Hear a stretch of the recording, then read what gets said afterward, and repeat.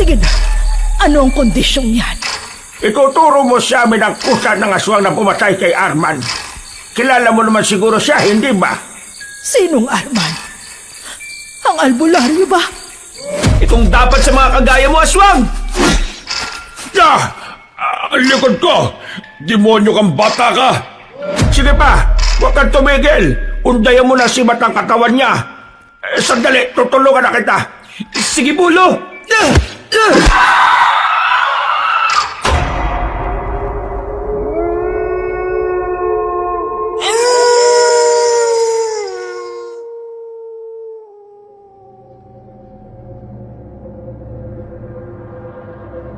Pinagpalang araw po sa inyo, Kabanong.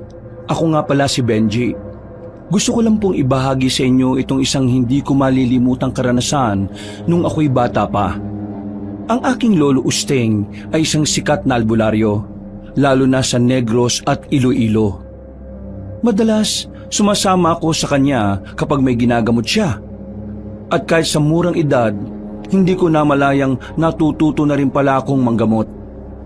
Isang gabi, Lolo Sting, Lolo, tulungan mo ko. Mukhang delikadong sitwasyon niya. Benji, apo! Gising! Ay, nananaginip ka na naman ng masama! Tama po kayo, Lolo. Pinabangungot na naman ako. Hindi ko alam pero parang totoo talaga. Hindi ko pumalis sa isipan ko, Lolo. Bakit? Huwag mong sabihin na nananaginip ka na naman na nakasakay ka sa kabayong kamukha ng kapitbahay nating si Petra. Hindi po ganun, Lolo. Iba po eh.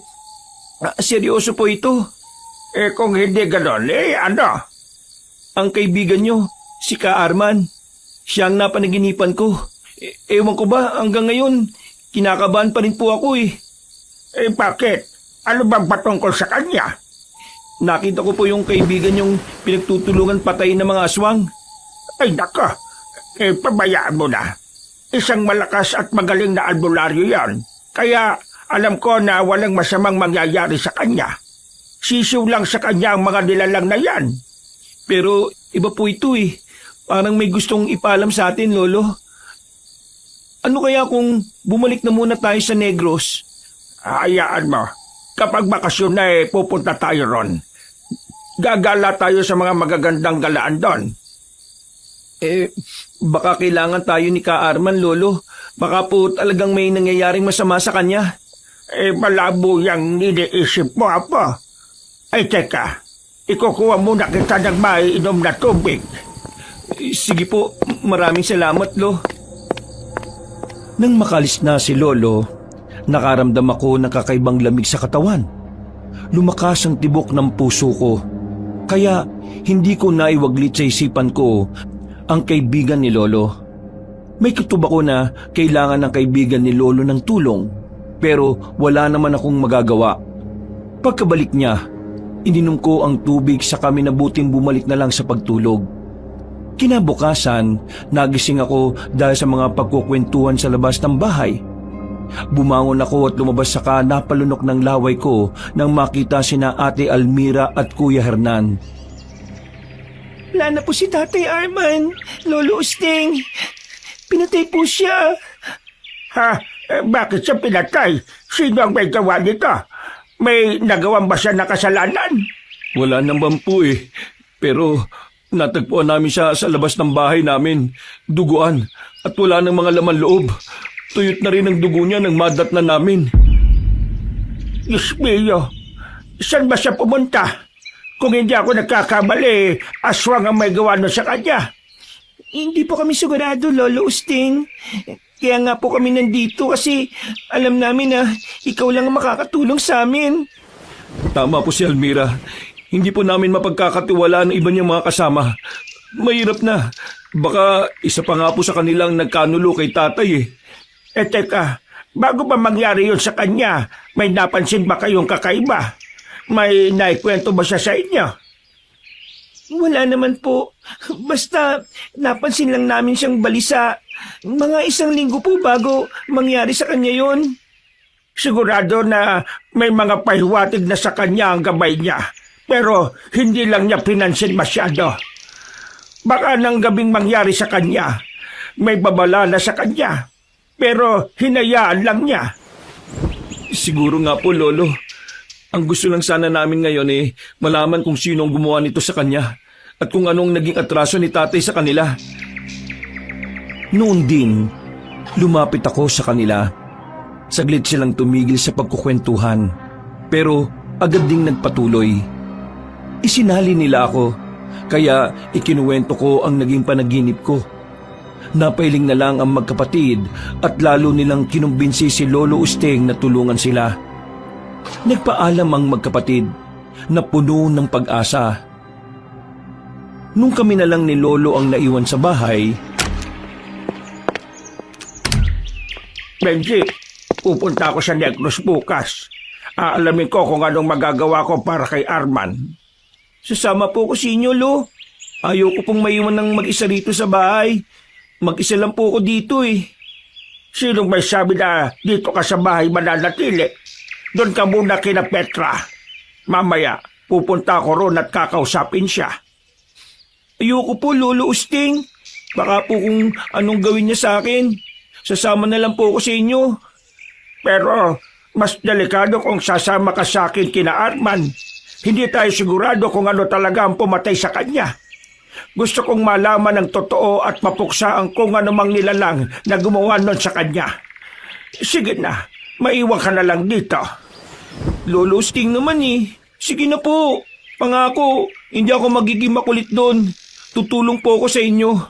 Basta ayaw ko lang pong maiwan dito. O siya, sige. Sasama ka sa akin. Pero ipangako mo sa akin na hindi ka magiging pasaway doon. Opo, Lolo. Pangako po. Isasama na po ba ninyo ako? Oo, Benji. Basta huwag ka ring aalis sa tabi ko, ha? Hindi mo pa gaanong pamilyar ang lugar na yon.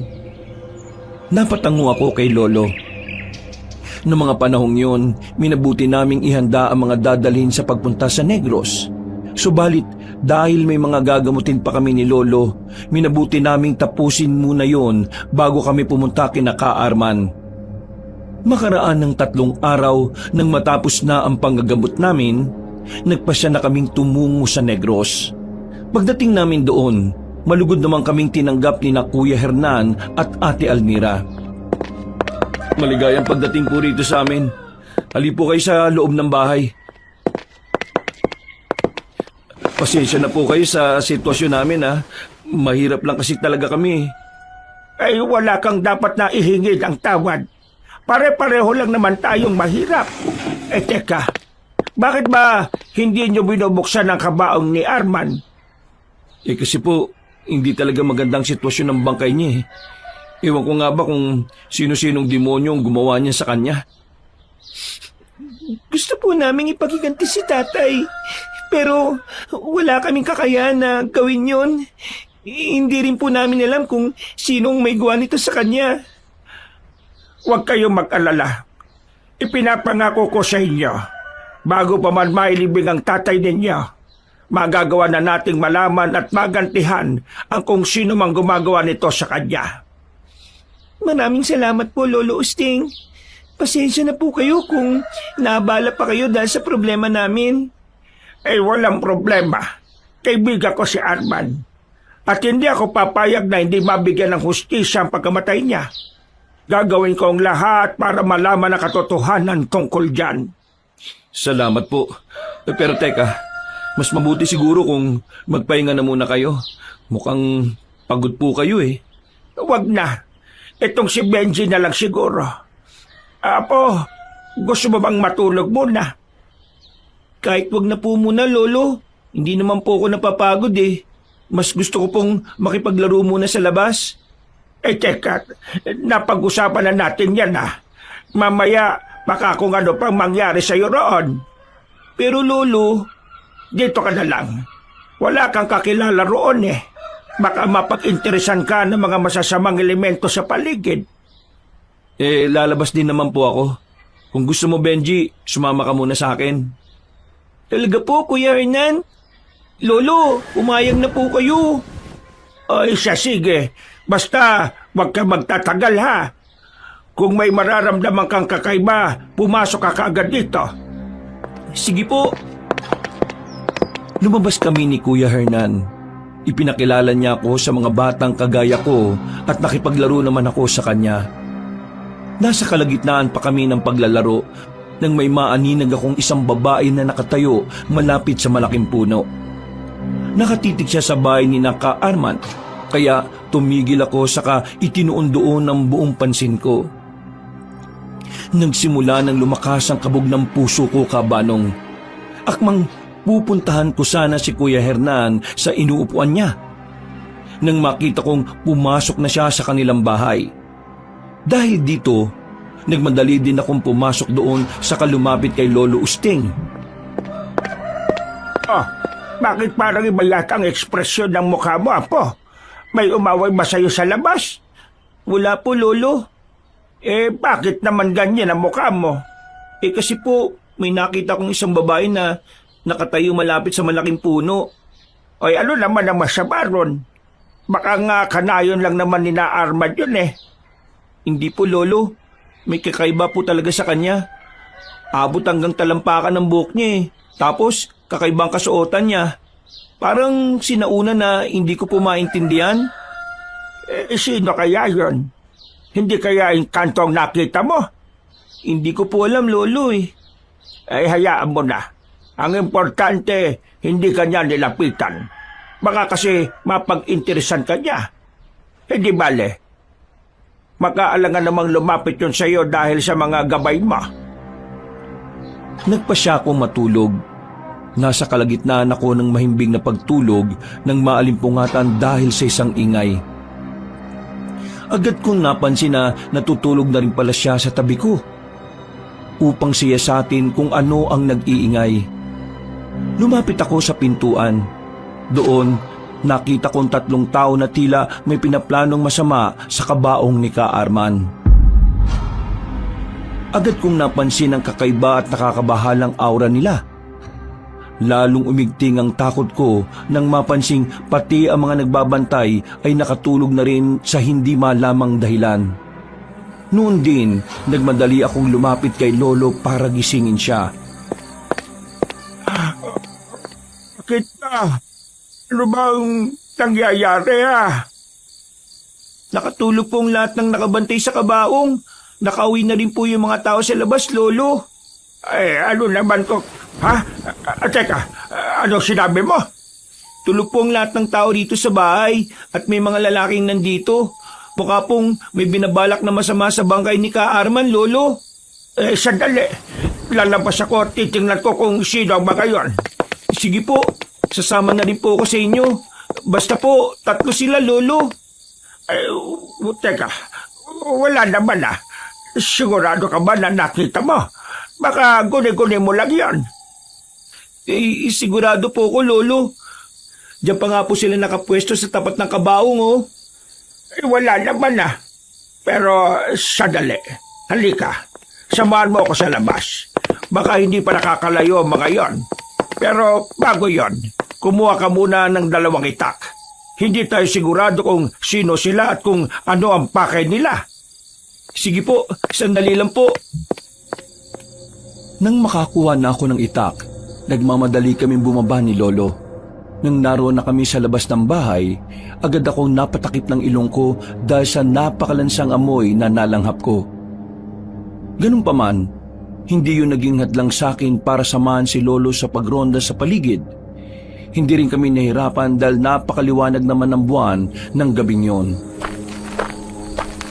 Hindi pa sila nakakalayo, Benji. Siguro nga po, Lolo. Ano po kaya yung mga lalaking yun? Bakit kakaibang aura nila? Basta sa amoy ng hangin, kung hindi ako nagkakamali, mga aswang sila. Baka balak nilang nakawin ang katawan ni Arman. Bakit naman po? Yan ang hindi natin alam. Teka, baka isa sila sa posibleng makakapagturo sa pamatay kay Arman. Ano pong plano nyo, Lo? Susundan ko sila para malaman kung saan sila nakatira. Aalamin ko rin kung ano kinalaman nila sa pagkamatay ni Arman. Malakas ang kutob kong may kinalaman sila. Samahan ko na po kayo, Lo. Para naman may alalay po kayo. Huwag na, Benji. Delikado ang pupuntahan ko. Hindi ko alam kung sino ang kaaway ko at magiging kakampi roon. Pero kung kasama po ninyo ako, makakasiguro po kayo na meron na kayong isang kakampi. Sige na po, gusto ko makatulong sa inyo eh. O siya, sige. Dahil hindi naman may iwan ni na Hernan ng bangkay ng tatay nila. Papayagan kitang sumama sa akin. Ngayon din, aalis tayo. Kailangan masundan natin ang tatlong yan. Paano po kung nakakalayo na sila? Baka po kung maligaw pala tayo, Lo. Hindi naman siguro. Malakas ang gabay ko. At alam kong ituturo niya tayo sa dapat nating puntahan. Sa halip na bumalik sa loob ng bahay ni na Kuya Hernan, nagpasya kami ni Lolo na sundan ng tatlong lalaki na pinaghihinalaan naming aswang. Habang naglalakad, may mga inahabilin pa sa akin si Lolo patungkol sa magiging kalagayan namin kapag nakarating na kami sa kuta ng mga aswang. Nang makapasok kami sa isang malawak na kagubatan, may naulinigang kaming boses ng isang matandang babae na humihingi ng tulong. Lolo, may humingi po ng tulong. Mukhang dyan lang sa unan banda. Puntahan po natin at tulungan. Huwag kang padalos-dalos, Benji. Hindi tayo pamilyar sa gubat na ito. Huwag mo nang pansinin yan at baka kung ano pang nilalang yan. Baka sinusubukan lang niya tayong linlagin. Pero paano po kung tao palang humihingi ng tulong na yan? Mukhang matanda ang boses eh. Ay, nako. Sige na nga. Tingnan lang natin kung anong magagawa natin. Pero, ihanda mong sarili mo at makaswag yan. Sige po, Lolo Usting. Tara na. Hanapin natin ang pinanggagalingan ng boses na yan. Ayun! Ayun po, Lo. Mukhang malapit sa malaking bato na yan. Sige, lapitan natin siya. Sumunod ka sa likuran ko, Apo. Habang papalapit kami sa batuhan, nakaramdam ako ng bagyang paninindig ng balahibo ko. Nang halos 2 dipa na lang ang layo namin sa pinagmumulan ng ingay, nakita namin ni Lolo ang isang matanda na naiipit sa malaking bato. Nakabuwagag ang buhok niya at kulay dilaw ang kanyang mga mata. Nakita ko rin ang damit niyang animoy gawa sa balat ng hayop. Tulungan niyo ako. Maawa kayo sa akin. Hindi ako makaalis sa malaking bato na ito. Bago ka namin tulungan, sabi mo sa akin kung ano ka. Isa ka bang aswang? Hindi ako aswang. Isa lang akong karaniwang matanda na naipit dito sa bato. Hindi ko rin alam kung paano to nangyari sa akin. Nagbabaga po mga mata niya, Lo. Hindi siya isang karaniwang tao. Baka po inkanto siya. Tama ka, Apo. Hindi siya isang karaniwang tao. Ngayon, tanda. Sabi mo sa akin kung ano ka talaga. Sino ka? Bakit mo inaaksaya ang oras namin? Hindi ko inaaksaya ang oras ninyo. Sige, sasabihin ko na ang totoo patungkol sa akin. Isa akong bruha. Bruha? Pinaglalaroan mo ba kami? Ano akala mo? Maniniwala kami sa mga salita mo? Maniwala kayo sa akin. Nagsasabi ako ng totoo sa inyo. Isa akong bruha at nadaganan ako ng batong ito. Sige na, tulungan niyo ako. Tutulungan ka namin pero sa isang kondisyon. Sige na, ano ang kondisyong yan? Ituturo mo sa amin ang kusa ng aswang na pumatay kay Arman. Kilala mo naman siguro siya, hindi ba? Sinong Arman? Ang albularyo ba? Siya nga. Bakit? May alam ka ba sa pagkamatay niya? Ipangako mong ituturo mo sa amin kung sino ang may sala sa pagkamatay niya. Tutulungan ka namin. At kung hindi naman, Papatayin kita gamit ang itak ko. tulungan mo muna ako. Sasabihin ko ang lahat ng nalalaman ko. Kawawa naman po siya, Lo. Itulak na po natin ang malaking bato na umipit sa kanya. Huwag kang magtiwala sa bruhang yan. Likas sa kanila ang pagiging masama. Hindi tayo dapat nakikipag-alyansa sa kanila. Pero, kailangan nyo ng tulong ko, hindi ba? Sige, Tutulungan ka namin kapalit ng pagtulong mo. Pero sa oras na malaman kong nilalansimula kami, babalikan kita't susunogin ang buhay. Tinulungan namin ni Lolo ang matandang bruha kabanong. Nang makatayo na siya, inambahan siya ni Lolo na tatagain. Sinabi naman niya na tapat siya sa pangako niya sa amin. Lalo pa at gusto rin niyang malaman namin ang totoo. Hindi kayo ligtas sa gubat na ito. May mga mata at tainga ang aswang na yun sa kada gubat. Mas mabuti siguro kung sumama na muna kayo sa akin. Saan naman po tayo pupunta? Teka, ano nga po palang pangalan nyo? Ako nga po pala si Benji at siya naman po si Lolo Usting. Tawagin na lang ninyo kung Uray Gustia. Matagal ko nang naririnig ang pangalan ni Arman. Pero ni minsan hindi ko pa siya nakakasalamuha. Siguro dahil bibihira lang akong lumabas sa kuweba ko. Kung bibihira kang lumabas sa kuweba mo, bakit ka narito? Ano naman ang pakay mo rito sa labas? Oo nga po, saka malalim na ang gabi oh. May mga inaabangan lang ako. Hindi ko inaasahan na gugulong pala ang isang malaking bato at madadaganan ako. Sino naman ang inaabangan mo? Huwag mong sabihin na ang mga kakampi mong aswang. Aba, hindi! Sa katunayan nga, umiiwas ako sa mga aswang na yon, lalo na sa pinakapinuno nila. May bagay kasi na nasa pag-iingat ko na gusto nilang makuha. Ano naman po yun? Saka na ninyo malalaman. Sa ngayon, bilisan ninyo ang paglalakad at malapit nang pumatak ang 12:00 ng hating gabi. Basta, siguraduhin mo lang na hindi mo kami tatraydorin. Huwag kayong mag-alala. Hindi ko kayo tatraydorin. Dahil ang totoo, ang pagbabalik talaga ninyo rito sa Negros ang inaabangan ko. Pagbabalik po namin? Kilala mo po ba kami? Hindi. Pero nakita ko kayong dalawa sa panaginip ko. At alam ko na dito ka rin dating naninirahan sa Negros, Uste. Alam kong busilak ang puso ninyo. Kung inaabangan mo kami, ano naman ang pakay mo sa amin? Una, alam kong mga albularyo kayo. Pero kung ano man ang totoong pakay ko, malalaman din ninyo yan kasabay ng pag-alam ninyo patungkol sa totoong dahilan ng pagkamatay ng kaibigan nyo. Nagpatuloy kami sa aming paglalakad hanggang sa makarating kami sa tapat ng kuweba na matanda. Bago pumasok, sinabi niya sa amin kung anuman ang mga karga namin sa katawan ay magiging walang bisa yon sa loob. Napatango na lang kami ni Lolo.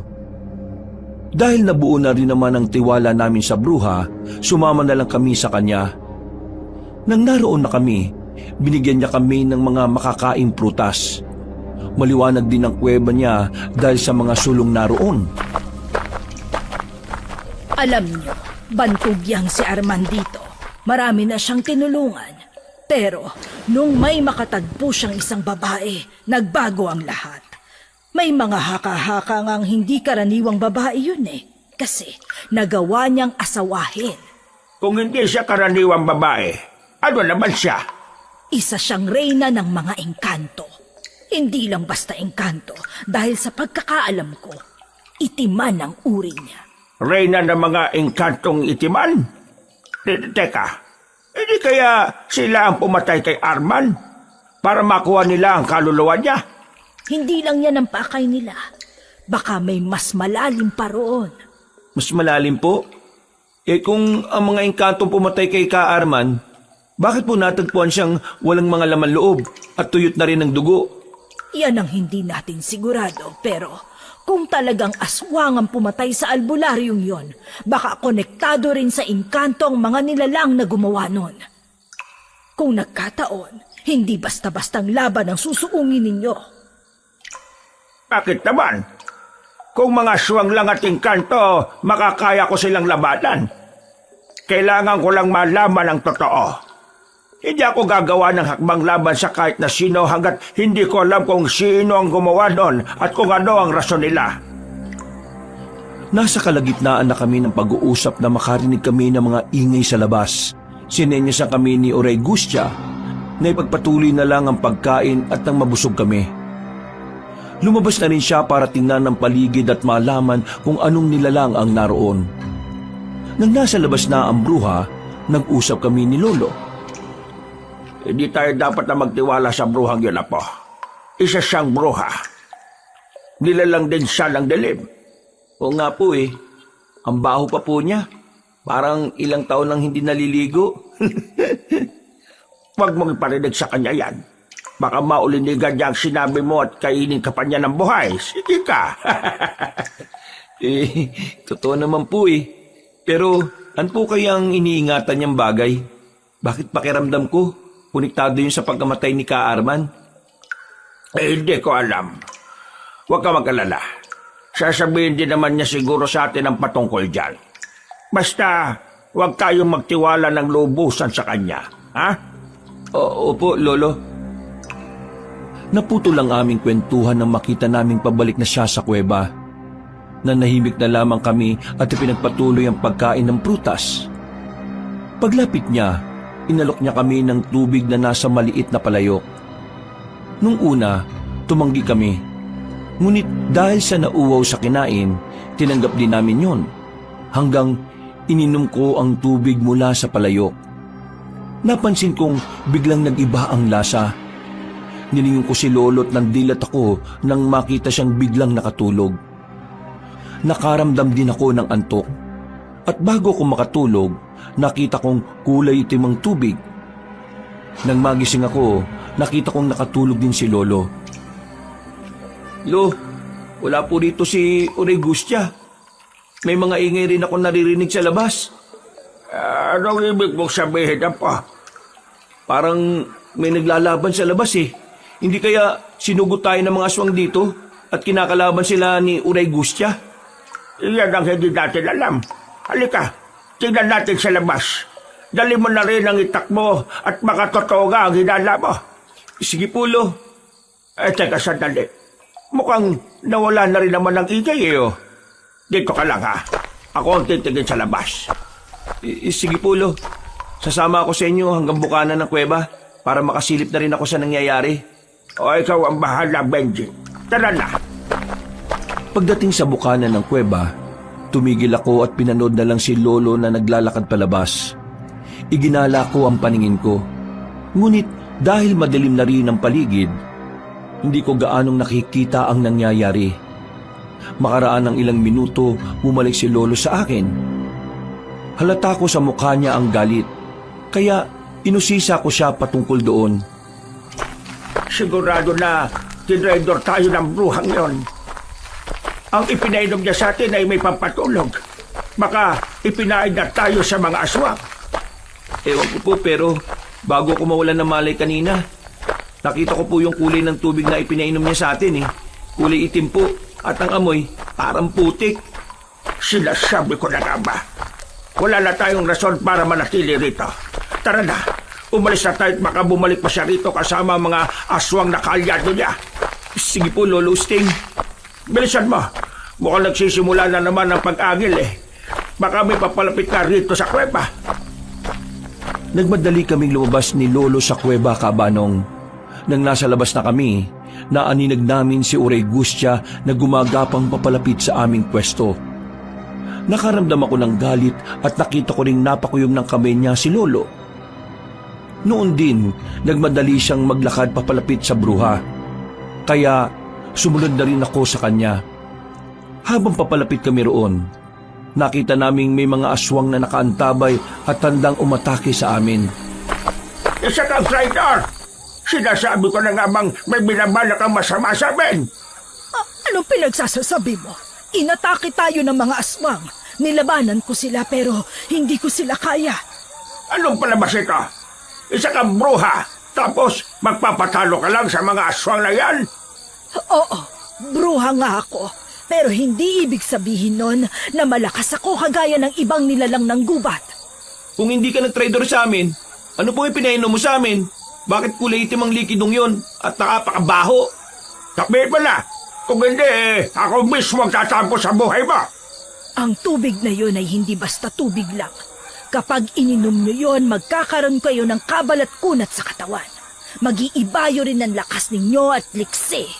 Sigurado ka ba sa sinasabi mo? O baka pinaglalaroan mo lang kami ng... Ha? Lolo, ang mga aswang, papasugod sila sa atin. Anong gagawin natin? Bantayin mo ang bruhang ito. Kapag tataka gilitan mo sa leeg ng walang pagdadalawang isip. Ako nang bahala sa mga aswang na yan. Sige po, Lolo. Ako na pong bahala sa kanya. Mag-ingat po kayo, ha? Nang mga panahong yon, sumugod si Lolo sa mga aswang. Sinubukan ko pang bilangin ang mga nilalang at napalunok ako ng laway ko nang malamang may higit sa 10 ang mga yon. Habang abala sa pakikipaglaban si Lolo sa mga aswang, binantayan ko ng maigi si Uray Gustya. Nakita kong mahina na ang bruha, kaya nakaramdam ako ng awa sa kanya. Ano po bang rason at inatake po kayo ng mga aswang? Kayo siguro ang pakay nila. O kung hindi man, ang mga sibat na iniingatan ko ang gusto nilang kunin. Ang mga walang hiya, hanggang ngayon gusto pa rin nilang makuha yun sa akin. Sibat po? Bakit naman po nila kukunin sa inyo yun? Mahalaga po ba yun? Ang tinutukoy ko ay ang sibat ni Kanlaon. Ang 2 sibat na kayang pumuksa sa mga makapangyarihang aswang. Eh kung makakapuksa po, bakit naman nila kukunin yun? Hindi ba sila natatakot doon? Baka may gusto silang gawin sa mga sibat na yon para hindi na magamit laban sa kanila. Teka po. Paano po ba ninyo nakuha yung sibat na yun? Ang sibat na tinutukoy ko ay ibinigay mismo sa akin ng isang sota na nakatira rito. Ayon sa kanya, pagmamay-ari yon ni Kanlaon. Kaya naman po pala nasa na po ba yun, Uray Gustya? Natigilan kami sa pagkukwentuhan nang marinig namin ang sigaw ni Lolo. Nung una, inisip kong matatalo na siya. Pero nang ibaling ko sa kanya ang pansin ko, nakita ko kung paano niya inatake ang huling aswang. Namangha ko sa kakaibang lakas at liksi niya.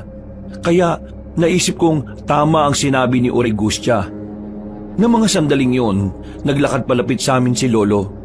Dahil sa kalagayan ng bruha, nagpasya na muna kaming tulungan siyang makapasok sa kanyang kuweba. Nang naroon na kami, Usteng, gusto kong kunin ninyo ang mga sibat sa pinakadulong bahagi ng kuwebang ito. Alam na ng apo mo ang patungkol doon. Magagamit ninyo laban sa aswang na pumatay sa kaibigan ninyo. Bakit? Ano bang meron sa mga sibat? Sibat daw po yun ni Kanlaon, Lolo Usting. Tama si Benji. Kunin niyo yon. Umalis na rin kayo rito. At sigurado, kapag namatay ako, may mga pupuntang aswang dito para hagilapin ng mga yon. Teka po. Paano po ba pagganahin ng kapangyarihan ng sibat na yun? Baka po kung may masamang epekto yun sa amin, Teka, sino bang totoong kalaban namin? Kilala mo ba ang pinuno ng mga aswang na gusto naming mahanap? Ang totoo niyan, ang tunay na may sala sa pagkamatay ni Arman ay si... Uray Gustya, sino? Magsalita ka! Sabi mo kung sino ang dapat aming kalabanin. Uray! Lo, patay na po ba siya? Akala ko po ang mga bruha, hindi po madaling mamatay. Yan din ang inakala ko. Baka may kung anong ginawa ang mga aswang para madali nila siyang mapatay. Ang mga hayop na yon, gusto nilang makuha ang mga sibat. Pwes, hindi natin sila hahayaang makuha yan. Ano pong gagawin natin, Lo? Hahanapin natin ang mga sibat at gagamitin laban sa mga masasamang elemento rito sa Negros. Pero unahin na muna natin ang mga pumatay kay Arman. Tayo na! tinungo namin ang pinakasulok ng kuweba at agad naming natagpuan ang 2 sibat. Ibinigay ni Lolo ang isa sa akin at ang isa ay hinawakan niya. Dahil malapit nang mag-umaga, nagpasya kaming lumabas at simula ng paghahanap sa mga pumaslang kay Ka Arman. Iniwan na lamang namin doon ang aming mga itak. Habang naglalakbay, napag-usapan namin ni Lolo ang maywagang tubig at ang kambal na sibat ni Kanlaon. Napangiti na lang ako nang mapansin kong naging magaan ang pakiramdam ko. Kalaunan, napansin naming unti-unti na namang dumidilim ang paligid. Napailing na lang ako dahil sa bilis ng oras. May nakita akong baryo na malapit rito. Halika, puntahan natin yon. Baka po hindi tayo tanggapin dun. Baka po kung may gawing masama sila sa atin. Huwag kang mag-isip ng ganyan, Benji. Basta, ihanda mo lang ang sarili mo para sa kung anumang mangyayari. Kapag may maramdaman tayong kakaiba, hindi tayo magdadalawang isip na umalis. Sige po, Lolo. Ay, tara na. Bilisan na lang natin ang paglalakad at baka may mga taong gising pa riyan. Huwag muna natin sabihin na mga albularyo tayo, ha? Opo, Lo. Naglakad kami patungo sa baryong nakita namin. Habang papalapit kami roon, napansin ko na kakaiba ang liwanag na nagmumula roon. Tila napakamoderno noon kung ikukumpara sa nayo ni na Kuya Hernan. Sinabi ko yung kay Lolo, kaya pati siya'y nag-alangan na rin. Iiwas na sana kami sa baryong yon nang biglang lumitaw sa harapan namin ng isang lalaki na nakasuot ng maruming damit. Mahaba ang buhok niya at hindi rin siya nakapag-ahit ng balbas. Sino kayo? Bakit kayo nandito? Nandito kami para gumala. Kaso, naligaw kami. Alam mo ba ang pangalan ng baryo dyan sa unahan? Gusto sana namin makahingi ng makakain at maiinom. Hindi kayo makakapagsinungaling sa akin. Alam ko kung ano ang pakay ninyo. Alam ko rin kung ano ang patungkol sa sibat na hawak ninyo. Sige, magpakilala kayo. Ako si Silas, isang galang ermitanyo, at dating maestro ng albularyong si Arman. Kayo po ang maestro ni Ka Arman? Kilala niyo siya, bata? Oo, ako ang dati niyang tagapagturo. Ang totoo, kaibigan namin siya. Nandito talaga kami para bigyang hustisya ang pagkamatay niya. Namatay siya? Bakit? Sa paanong paraan? Pinagtulungan siya ng mga swang. Winalanghiyan nila ang katawan niya. Magbabayad sila sa ginawa nila. Teka, hindi ko maintindihan. Ano naman ang kinalaman ng mga aswang dito? Parang napakalabo yata. Sigurado ba kayo sa mga pinagsasasabi ninyo? Opo, sa katunayan nga po, nanggaling kami kay Uri. Benji, yung bungaga mo. Maestro Silas, sigurado kami sa kinuha naming impormasyon. Bata, ano ang sinasabi mo? Sa kayo nanggaling? Wala po, Maestro Silas. Teka, mukhang pamilyar sa akin ang dalawang sibat na yan, ha? Kanino ba yan? Saan yan nagmula? Napakahabang istorya. Pero teka, may tuturo mo ba sa amin ang daan? Ano bang meron sa baryong yan at bakit napakaliwanag ng paligid? Totale, nandito naman na kayo para kay Arman. Halika kayo, sumama na muna kayo sa akin at pupunta tayo riyan. Pero isa lang ang tatandaan ninyo. Kahit na anong mangyari, wag kayong kakain ng kanin nila na kulay itim, ha? Bakit naman po, Maestro Silas? Alam ko na, ang baryong yan ay hindi talaga baryo. Sigurado na kaharian yan ng mga engkanto. Tama ka. Tara na, at ang makaharap natin ang reyna nila. Ipinakilala namin ang aming sarili sa ermitanyo. Habang naglalakad patungo sa baryo, siya ay nagkwento tungkol kay Arman. Habang nagkukwento siya, napansin ko na parang may hidwa ang namamagitan sa kanila. Nang malapit na kami sa lugar na gusto namin puntahan, biglang uminit ang sibat na hawak ko at lumakas din ang kabog ng aking dibdib. Pagkalapit namin doon, sinalubong kami ng dalawang matatangkad na lalaki at dinala sa isang malaking bahay. Nakita naming may nakaupong napakagandang babae doon at naghihintay sa pagdating namin. Nagpakilala rin siya bilang Reyna Waling-Waling. Maupo kayong tatlo. Silas, hindi ko aakalaing bibisita ka sa akin at may kasama ka pa. Dinala ko silang dalawa rito dahil konektado sila sa taong minamahal mo, si Arman. Anong ibig mong sabihin? Tama si Silas. Minahal ko si Arman at ipinagkatiwala ko sa kanyang lahat.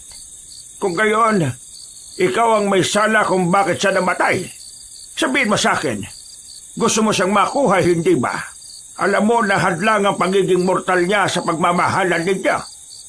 Kumalma ka lang, Lolo Usting.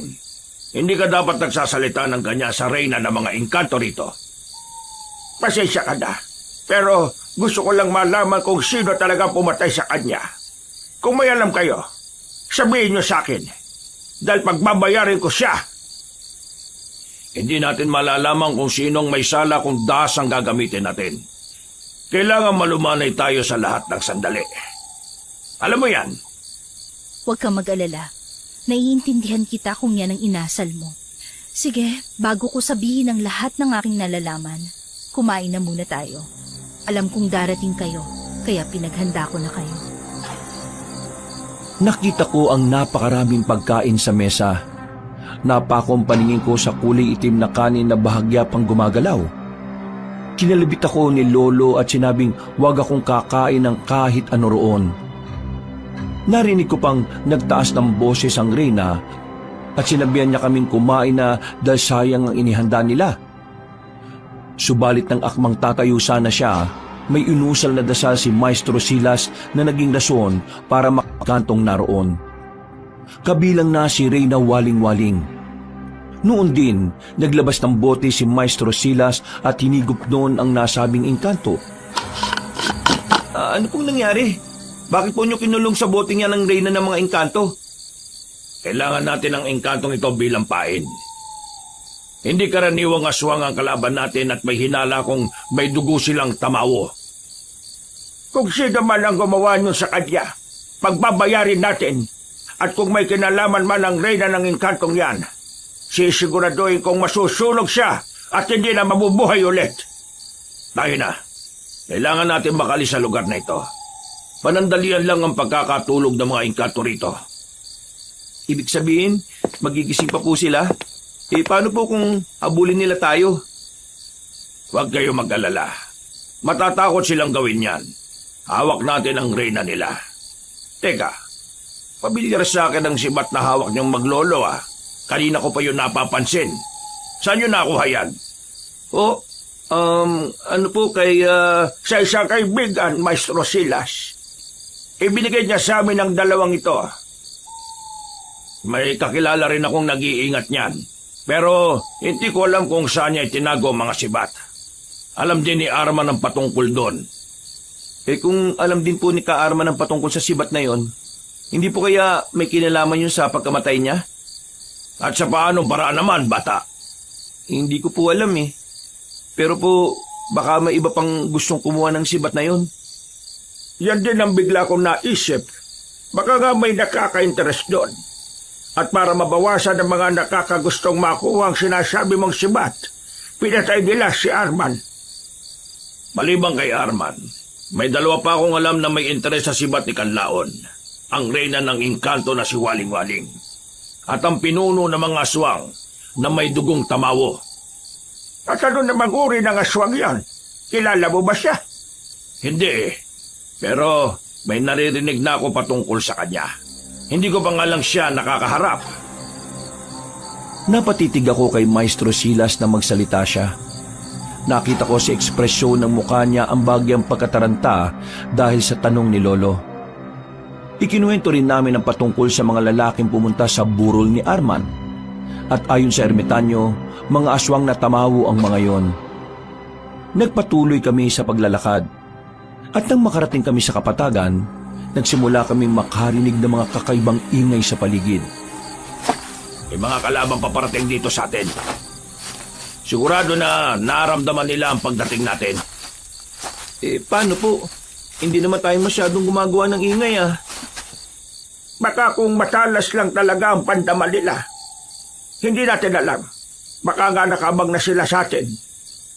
Siguradong may bagay na nasa atin na nakapagtimbre sa kanila. Ano naman yun? Baka dahil dyan sa engkantong nasa bote? Hindi ba't gusto mo siyang maging pain? Baka po may ginawa rin ng engkantong nandiyan sa bote para malaman ng mga aswang na nandito tayo. Kung ganon, totoo ang ating hinala. Magkasabwat sila ng mga aswang. Baka nga siya pa ang nagkanulo kay Arman para patayin ang mga yan. Lolo Sting, Maestro Silas, tingnan niyo po sa una, no? May mga nilalang na papalapit dito. Nagbabaga mga mata nila, oh. Hindi nga ako nagkamali. Mga aswang ang mga yan. Magsipaganda kayo. Lolo Sting, ako na ang hawak sa sibat ninyo. Mas magagamit ko yan. Ano? Hindi maaari. Sa amin ibinigay ito. Kaya kami ang dapat na gumamit ito. Pero may ita ka naman na. Yan na lang ang gamitin mo. Hindi namin pwedeng ipahawak sa iba ang mga sibat namin. O sige, Benji, hawakan mo na lang tong bote. Huwag mong hahayaan na makawala ang reyna ng mga engkanto, ha? Sige po. Ako pong bahala, Maestro Silas. Nakita kong mahigit sa 20 mga aswang pala ang naroon, Kabanong. Kaya inihanda ko ang aking sibat. Habang abala sila sa labanan, napansin kong nagwawala ang nilalaman ng bote ni Maestro Silas. Walang ano-ano, may narinig akong pag-angil sa likuran. Lumingon ako at nakita ko ang isang aswang na papasugod sa akin. Saktong pagkalapit niya, itinaas ko ang kamay kong may hawak na sibat at itinarak sa dibdib ng nilalang. Bumagsak yun sa lupa at sa ilang sandali lang, nasunog ang katawan nun. Sinasabi ko na nga ba? Hawak niyo ang kambal na sibat ni Kanlaon. Kanina ko pa sana itatanong yan sa inyo pero nag-aalangan lang ako. Ano naman po ngayon kung hawak namin to? Nagkakamali yata kayo ng kinampihan. Si Silas ang isa sa nagkaka-interes dyan. Nabilog na yata niya ang ulo niyo, tama ba ako? Ano pong ibig niyo sabihin, ha? Ang Silas na yon, siya mismo ang pumatay kay Arman. Malapit na sana naming makuha ang sibat kay Uray Gustia pero nalaman kong pansariling interes lang pala ni Arman ang iniisip niya. Gusto pa niyang sirain ang kaharian namin. Kung ganon, ikaw po palang may pakana ng lahat ng ito at hindi si Maestro Silas? Masyado ka pang bata para maintindihan ang mga nangyayari. Sa ngayon, gusto kong pakawalan mo ko. Patutunayan ko sa'yo na tama ang sinabi ko. Sa paanong paraan naman? Basta, may ibubunyag ako sa kanya at siguradong manggagalaiti siya. Napatitig ako kina Lolo at Maestro Silas. Nakita kong abala sila sa pakikipaglaban sa mga aswang. Iginala ko rin ang paningin ko at siniguradong walang nilalang na papalapit sa akin. Muli pang nakiusap ang reyna ng mga engkanto sa akin. At dahil sa awa ko sa kanya, binuksan ko ang bote. Nakita ko ang lumabas na usok mula roon. At sa isang pagkisap ng mga mata ko, tumambad sa akin si Reyna waling-waling. Salamat ng marami, bata. Base sa nakita ko, mula kay Uray Gustia ang sibat nyo.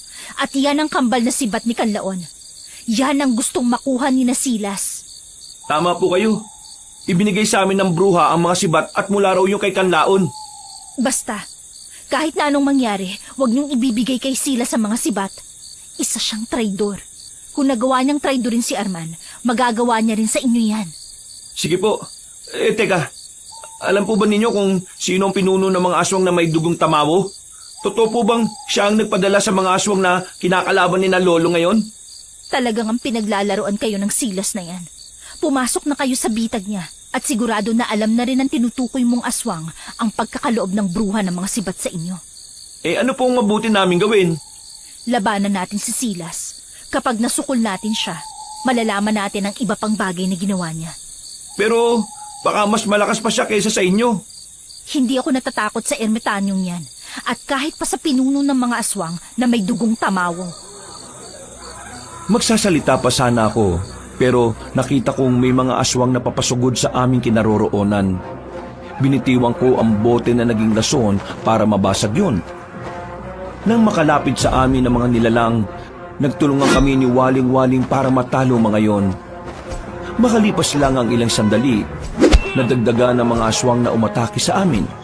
Pero mabilis naming natalo mga yon. Natigil lang kami at napatitig kina Lolo nang makitang papalapit na sila sa amin. Benji, bakit mo binuksan ng bote? Hindi mo ba alam na delikado ang reyna ng mga engkantong yan? Ikiman sila. Umalis ka sa tabi niya, bilis! Ano ba nangyayari, Benji? Bakit mo ba pinakawala ng reyna ng itimang engkanto? May sinabi po kasi sa akin si Reyna Waling-Waling. At ano naman ang sinabi niya? Sigurado ako na kasinungalingan yon. Anong kasinungalingan ang pinagsasasabi mo? Bakit hindi mo sabihin ang totoo sa kanila? Hindi ba't naiinggit ka kay Arman kaya mo siya pinatay? Sinungaling ka! Wala akong masamang intensyon kay Arman. Ako pa nga ang naging maestro niya. Wala? Hindi ba't naiinggit ka dahil makukuha na sana niya ang sibat? Hindi ba't gusto mo siyang patayin dahil nagsisimula ka na ring umibig sa akin? Huwag kang maging hibanging, Kanto. Hindi mo alam ang mga pinagsasasabi mo. Bakit mo ipapako sa akin ang pagkamatay ng mortal na inasawa mo? Hindi ba tinraidor ka rin niya nang magkaroon siya ng asawang kagaya niya? Hindi pa ba sapat na motibo yan para patayin mo siya? Teka, sino ba talaga ang may kasalanan sa inyo? Aminin na ninyo. Kung hindi, pareho kayong magiging amo dahil sa sibat na ito. Nagpapatawa ka ba, Usting? Seryoso ako sa sinasabi ko. At kahit kailan, hindi ko ginawang biro ang pagkakaibigan namin ni Arman. Bakit, Silas? Hindi ba't gusto mong makuha ang kambal na sibat ni Kanlaon para maubos mo kami? Ngayon, ang sibat na hinahanap mo ay nasa kamay na ng maglolong yan. Ano ka ngayon, ha? Sinasabi ko na nga ba eh. Ibigay na ninyo sa akin ang sibat na yan. Kung hindi, papatayin mo kami. Sige, ano bang oras ay handa kong lumaban sa inyo?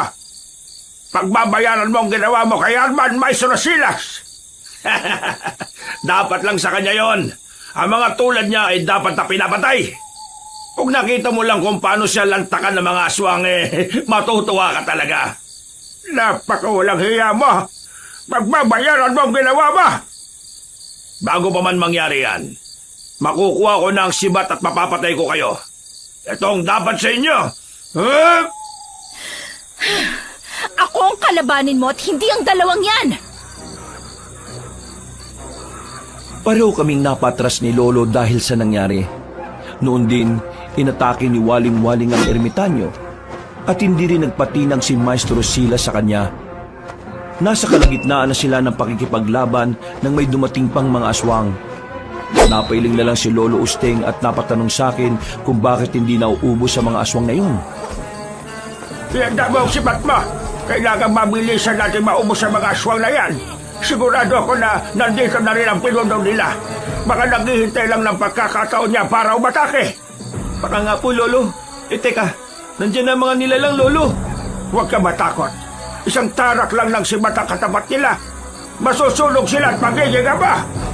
Sige po, Lo. Nagamit ko na rin itong sibat eh. Alam ko na rin po ang kakayahan nito. Huwag ka rin aalis sa tabi ka.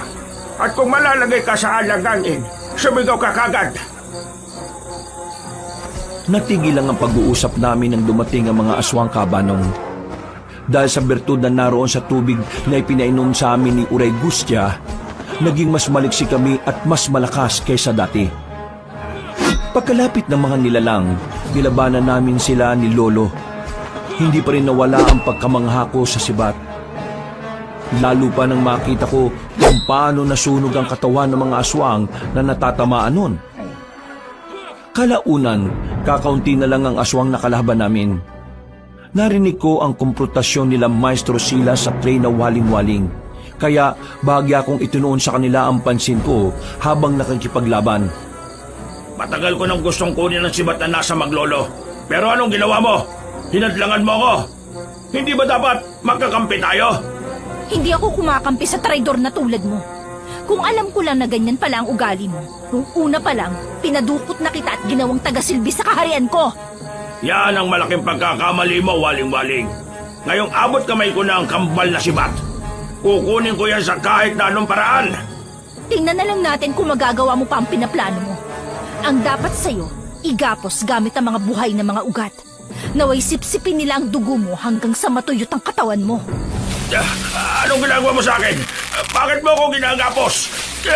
Pakawalan mo ako! Alisin mo ang mga ugat na ito! Dapat lang yan sa mga katulad mong sakim sa kapangyarihan. Magbabayad ka ng mahal! Papatayin ka rin niya!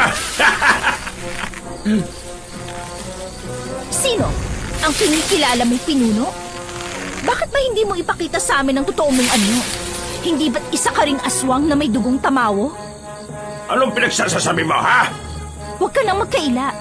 Alam ko ang katauhan mo, bula ang ermitanyo. Siguro nga nagpaka-ermitanyo ka lang para mas madali para sa'yo ang makuha ang kambal na sibat ni Kanlaon. Malas mo na lang. nauna sa'yo ang maglolong yan. Saktong naubusan namin ng mga aswang na kinakalaban namin ni Lolo, noon din lumapit kami kay Reyna waling-waling at napailing na lang nang makitang nakagapos si Maestro Silas. Ilang beses pa siyang humingi ng tulong sa amin, pero hindi namin siya pinakinggan. Nang mga panahong yon, napansin kong naging iba na ang ekspresyon ng mukha ng ermitanyo. Naging mabangis yun at sa isang pagkisap ng mga mata, nakita ko ang pagbabago ng anyo niya. Naging isa siyang aswang. At sa isang iglap, humugot siya ng lakas hanggang sa nagawa niyang kalaga ng sarili niya. Akin lang ang kambal na sibat na yan. Ibigay niyo sa akin yan. Kung hindi, magiging abo kayong dalawa. Hindi mo kami matatakot. Kahit na ilang aswang pa kayo, makakaya namin kayong talunin. Kung gusto mo talaga makuha ang mga sibat na to, labanan mo muna kami. Huwag kang magtabang-tabangan, gotong lupa. Bakit? Inakala mo bang matatalo mo ko ng basta-basta? Hangal! Nakita kong itinaas niya ang kamay at bahagyang ikinumpas. Kinutuban ako ng hindi maganda. Kaya agad kong sinabi yon kina Lolo. Nabahala naman si Reyna waling-waling at bago pa man may gawing hakbang si Maestro Silas, sinugod na niya ito. Muli silang nakipagpambuno sa isa't isa hanggang sa makita naming medyo nalalagay sa alanganin ng Reyna ng mga engkanto. Dihado si Reyna waling-waling, Benji. Hindi pwedeng wala akong gagawin. Ano po ngayon ang binabalak niyo, Lo? Tutulong ako siya. Magbantay ka sa paligid. Kailangan walang ibang aswang na makalapit sa atin dito. Kapag may papalapit, sabihin mo kagad sa amin. Sige po, Lo. Ako pong bahala.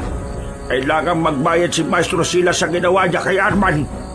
Paano po kung dumating dito yung sinasabi niyang pinuno ng mga aswang na may lahing tamawo? Kung makikisali siya sa gulo na wala naman siya kinalaman, pues, isasali natin siya. Pare-pareho lang silang aswang at salot sa lipunan. Dapat lang silang mamatay. Sige na, tutulungan ko na muna si Reyna waling-waling. Lumapit si Lolo Usting kina Maestro Silos at Reyna waling-waling na patuloy pa rin sa paglalaban. Noon din, buong lakas niyang sinibat ang aswang. Pero sa hindi inaasahang pagkakataon, napalingon sa kanya ang aswang. Umiip siya sa direksyon ni Lolo at nasaksihan ko kung paano tumilapon si Lolo Usting. Dulot ng pag-aalala ko, nilapitan ko si Lolo Usting. Saktong inaalalayan ko na siya nang marinig namin ang pagsigaw ni Reyna waling-waling. Napalingon kami roon at nakita namin kung paano dukutin ng aswang ang puso ng Reyna ng mga engkanto. Ang walang hiyang aswang na yan, humanda siya sa akin. Benji, akin na muna si mat mo. Bakit po, Lolo Sting? Anong gagawin niyo? Gagamitin ko sila ng magkasabay para puksain ang aswang na yan.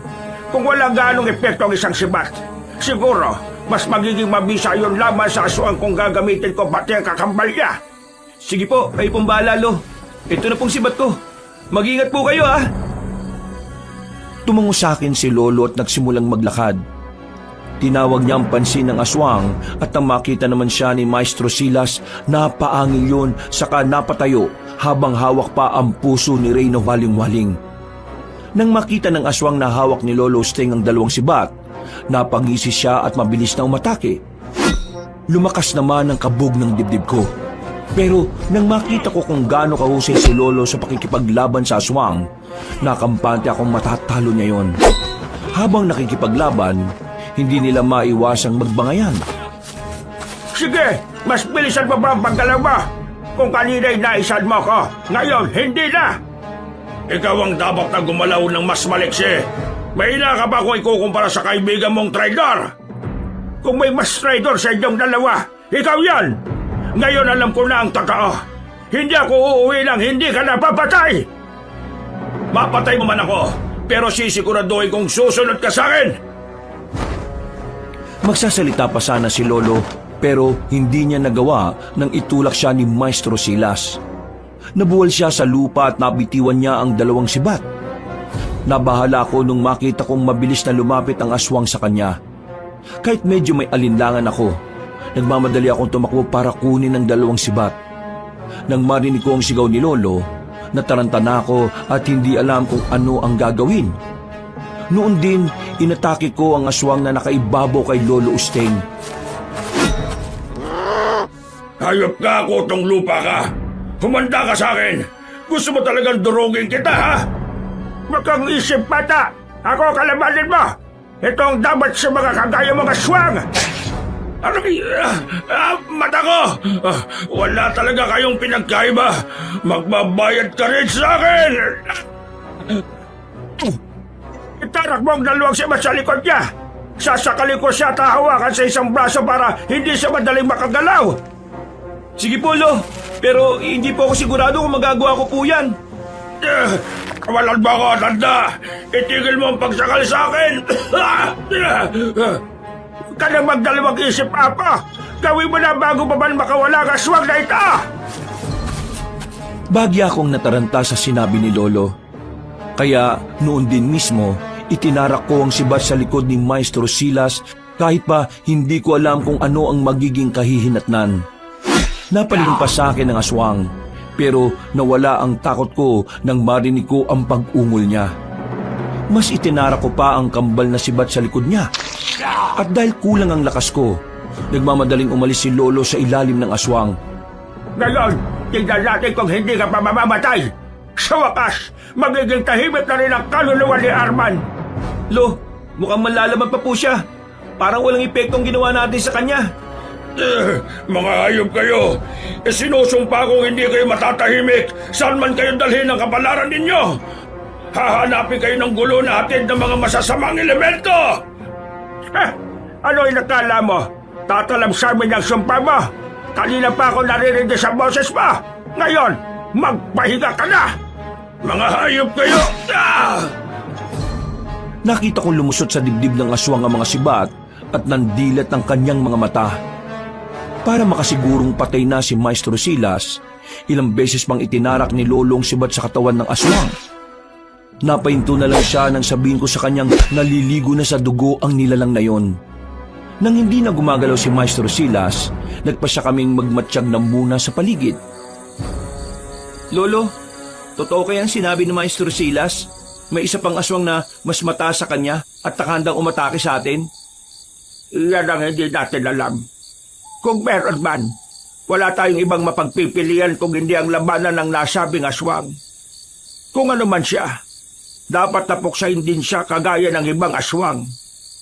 Teka po, hindi po ba may mga alagad po si Reyna waling-waling? Bakit hindi man lang sila tumulong sa Reyna nila? Malakas ang kutob ko na hindi lang pampatulog ang inusal ng ermitanyo. May mga matataas na uri ng dasal o orasyon na kayang kumulong ng mga elemento sa kanilang kaharian. Siguro nga po, yun ang binigkas niya. Kaya naging madali rin sa kanyang ikulong ang Reyna sa isang bote. Oo, Apo. Kaya maswerte na lang at hawak natin ang kambal na sibat ni Kanlaon. Kung hindi, baka may naging epekto rin yun sa atin. Ano na pong gagawin natin, Lo? Uuwi na po ba tayo kina Kuya Hernan? Hindi na muna. Baka pati sila, madamay kung nga-atake roon ang tinutukoy na aswang ni Maestro Silas. Sa bagay po, mas marami ang madadamay kapag ganun po, Lolo. Nagpasya na muna kaming maghanap ng punong masisilungan, Kabanong. Dahil malapit na ring mag-umaga noon, alam namin na kahit papaano ligtas kaming dalawa ni Lolo. Ang plano namin noon, hindi muna kami uuwi hanggat hindi pa namin nakakaharap ang aswang na sinasabi ni Maestro Silas. Dahil siguradong tutugisin nila kami. Nasa kalagitnaan na kami ng pagpapahinga sa ililim ng matandang puno na makarinig kami ng mga kaluskos sa paligid. Naging iba rin ang samyo ng hangin, kaya napatayo na si Lolo. Lo, may problema po ba? Bakit po parang balisa kayo? Hindi maganda ang kutob ko, Apo. Parang may mga nilalang na nakamasid sa atin at anumang oras aatake sa atin. Ano kaya kung umalis na lang tayo dito? Hindi. Dito lang muna tayo. Kapag pumunta tayo sa ibang lugar at magkaroon ng sagupaan, baka malaman ng mga tao ang ginagawa natin sa mga aswang. Baka kamuhian nila tayo at paalisin dito ng pwersahan. Ano po kaya kung umuwi na lang tayo sa atin, Lo? Naipagiganti na rin naman po natin si Ka Arman, di ba? pwede tayong umalis. Pero hindi ko maatim na may iba pang aswang na mananalasa sa kanayunan. Sigurado na ang mga nilalang na pumunta sa lamay ni Arman ay mga alagad ng aswang na may dugong tamawa. Hindi ko po alam. Isa pa po, hindi pa naman po ako ganun kagaling para malaman ang kaibahan ng lahat ng mga elemento, Lolo. Pareho kaming natigilan ni Lolo at napatitig sa isang direksyon nang may makita kaming pares ng mga mapupulang mga mata na nakamasid sa amin. Sinabihan ako ni Lolo na kailangan kong maghanda, kaya hinawakan ko ang sibat ko.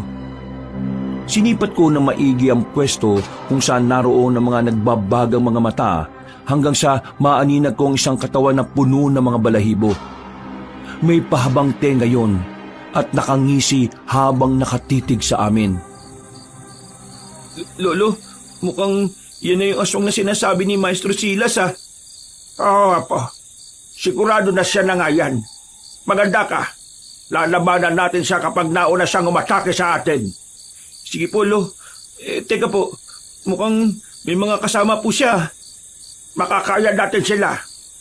Kung nagawa nating mapatay ng mabilisan ng isang aswang kanina, madali rin nating mapapaslang ang mga yan. Sa isang pag-isap ng mga mata, umatake ang mga aswang sa amin. Nung una, nakaramdam ako ng pag-aalinlangan. Pero nang makita ko kung paano nasunog ang mga aswang na nasusugatan ng sibat ni Lolo, ginanahan na rin akong makipaglaban. Dahil nasa likuran lang ako ni Lolo, iilang aswang lang ang aking natatamaan. Nasa kalagitnaan na kami ng pakikipaglaban sa mga nilalang na yon na makarinig kami ng malakas na pag-angil. Pareho kaming napalingon doon at nakita kong natigilan si Lolo. Kung ganon, siya pala itinuturing nilang pinola. Bakit po? Sino po ba yan, Lo? Kung hindi ako nagkakamali, siya si Montano. Isa siya sa mga tamawa na minsan ko rin naging kaibigan at kaagapay sa panggagamot. Bakit po kayo nakaiwalay ng landas? Ano po nangyari sa kanya? Yan ang hindi ko alam. Nalaman ko na lang na hindi na siya tumutulong sa akin. Naging pinuno na pala siya ng mga aswang. Hindi po kaya may dugo na siyang aswang kahit nung una pa lang? Iyan din ang hinala ko, dati pa. Pero dahil nakatutulong naman siya sa akin, hindi ko na pinansin yon. Natigil na lang ang pagkukwentuhan namin ni Lolo nang magsimulang lumapit sa amin ang nasabing aswang hanggang sa halos 2 dipa na lang ang layo niya sa amin. Nakangisi siya, pero nang makita niya si Lolo, nakita ko ang gulat sa kanyang mukha. Bagya akong nanginig noon dahil naramdaman ko ang maitim na enerhiyang nakabalot sa katauhan ng aswang. Pero pinili kong wag nang sabihin yun kay Lolo. Hindi ko akalaing magtatagpo ulit tayo rito, Sting. At nasa inyo palang matagal ko nang gusto makuha. At hindi ko rin inaasahan na tuluyan mo na lang niyakap ang pagiging aswang mo. Ano? Mas masaya ba ang buhay ng pagiging ganyan? Hindi mo lang alam kung anong pinagdaraanan ko. Huwag mo akong husgahan. Anong ginawa niyo sa mga alagad ko? Kung ano man yon, dapat lang yan sa kanila. Mga salot sila at perwisyo sa mga tao. Teka, may 3 lalaking pumunta sa bahay ni na Arman. Huwag mong sabihin na mga alagad mo sila. Magpasalamat ka na lang at naakit sila sa amoy ng bangkay. Kaya nabaling ang atensyon nila. Kung hindi, baka pati ikaw, bangkay na rin ngayon. Anong ako? Siguradong sila. Kung hindi lang nila pinatulog ang mga tao, baka kinuyog pa sila at binalatan ng buhay. Kung pumalpak man ang mga alagad ko, sisiguraduhin ko sa inyo na magtatagumpay ako. Hayaan ko kayong mabuhay, pero ibigay niyo sa akin ang kambal na sibat na yan. Hindi mo makukuha ito. Alam kong gagamitin mo lang ito sa kasamaan o kung hindi mali, itatapon mo ito sa kung sana walang makakahanap. Alam kong natatakot ka rito, Montano. At bakit naman ako matatakot, ha? Magsasalita na sana si Lolo Usteng, pero sumugod ang aswang sa kinaroroonan namin. Pinatras ako ni Lolo, kaya umatras na rin ako ng ilang hakbang. Sa isang pagkisap ng mga mata ko, naglaban silang dalawa. Ilang beses na sinubukang itarak ni Lolo ang sibat niya kay Pinunong Montano, pero maliksi kong gumalaw ang nasabing aswang. Ilang beses din itong nagawang makalmot si Lolo. Ngunit dahil sa kabal at kunat ng balat niya, hindi man lang siya nasugatan. Talagang mahusay ang buruang nagbigay sa inyo ng kambal na sibat ni Kanlaon. Binigyan din kayo ng bertud ng kabal at kunat. Talagang magaling siya. Ikaw lang naman ang mahina ang utak eh. Kung hindi mo sana niyakap ang pagiging aswang, hindi tayo aabot sa ganito. Hindi mo lang alam kung ano ang kapangyarihang maaaring taglayin ng isang aswang. Kaya kong maging kahit na anong hayop na gugustuhin ko. Nasa kalagitnaan sila ng pakikipagpambuno sa isa't isa nang maisipan kong lumapit sa kanila para tulungan si Lolo Usting. Habang papalapit doon, hinawakan ko ng maigpit ang sibat ko. Ilang hakbang na lang sana ang gagawin ko at tuluyan na akong makakalapit sa kanila. Nang sa hindi ko inaasahan, nagawang ibalibag ng aswang si Lolo. Agad naman bumangon si Lolo Usting pero bago pa man niya mahagilap ang sibat niya, sinugod na siya ni Pinunong Montano. Matanda ka na. Dapat ka nang magpahinga. Ikaw ang dapat na magpahinga. Wala kang karapatang mabuhay rito sa banda. Ang dapat sa mga katulad mo, itinatapon sa impyerno. Lo, tutulungan po kita. Ito na pong sibat nyo. Nakuha ko nung tumilapon. Huwag ka nang makisali rito, bata. Baka pagsisihan mo lang ang gagawin mo sa akin. Huwag mo siya pakinggan na po.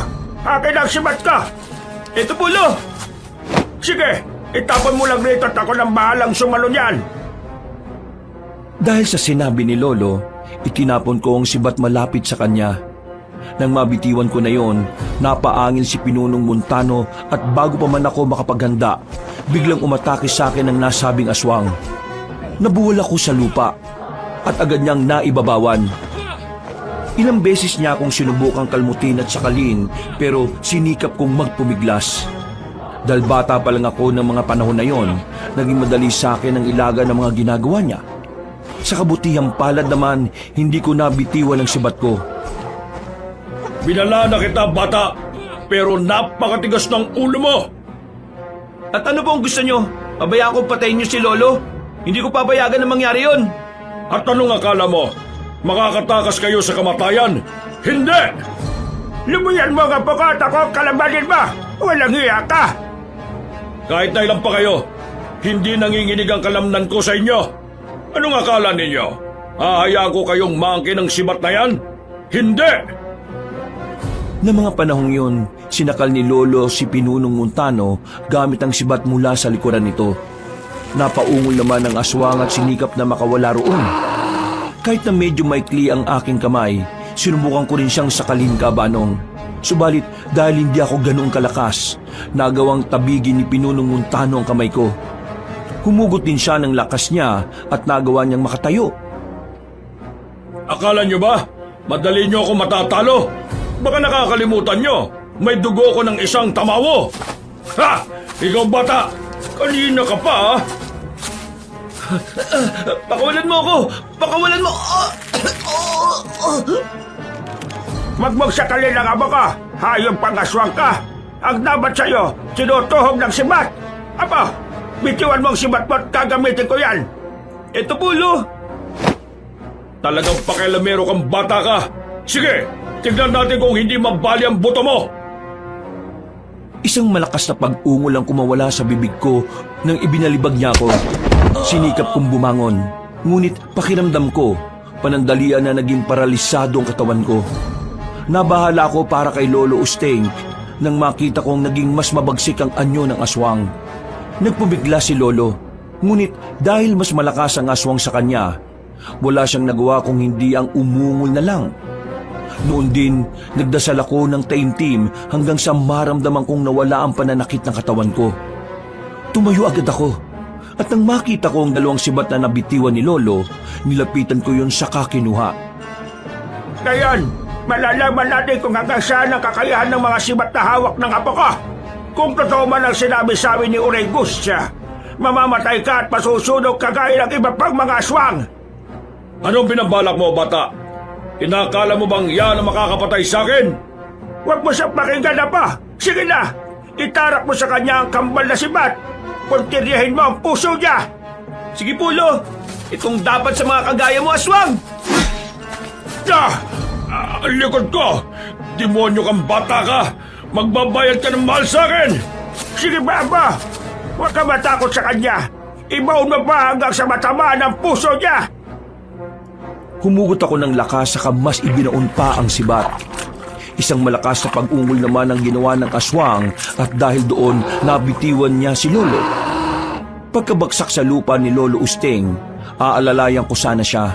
Pero gumalaw si Pinunong Montano. Sinubukan niya akong sunggaban kaya umilag ako.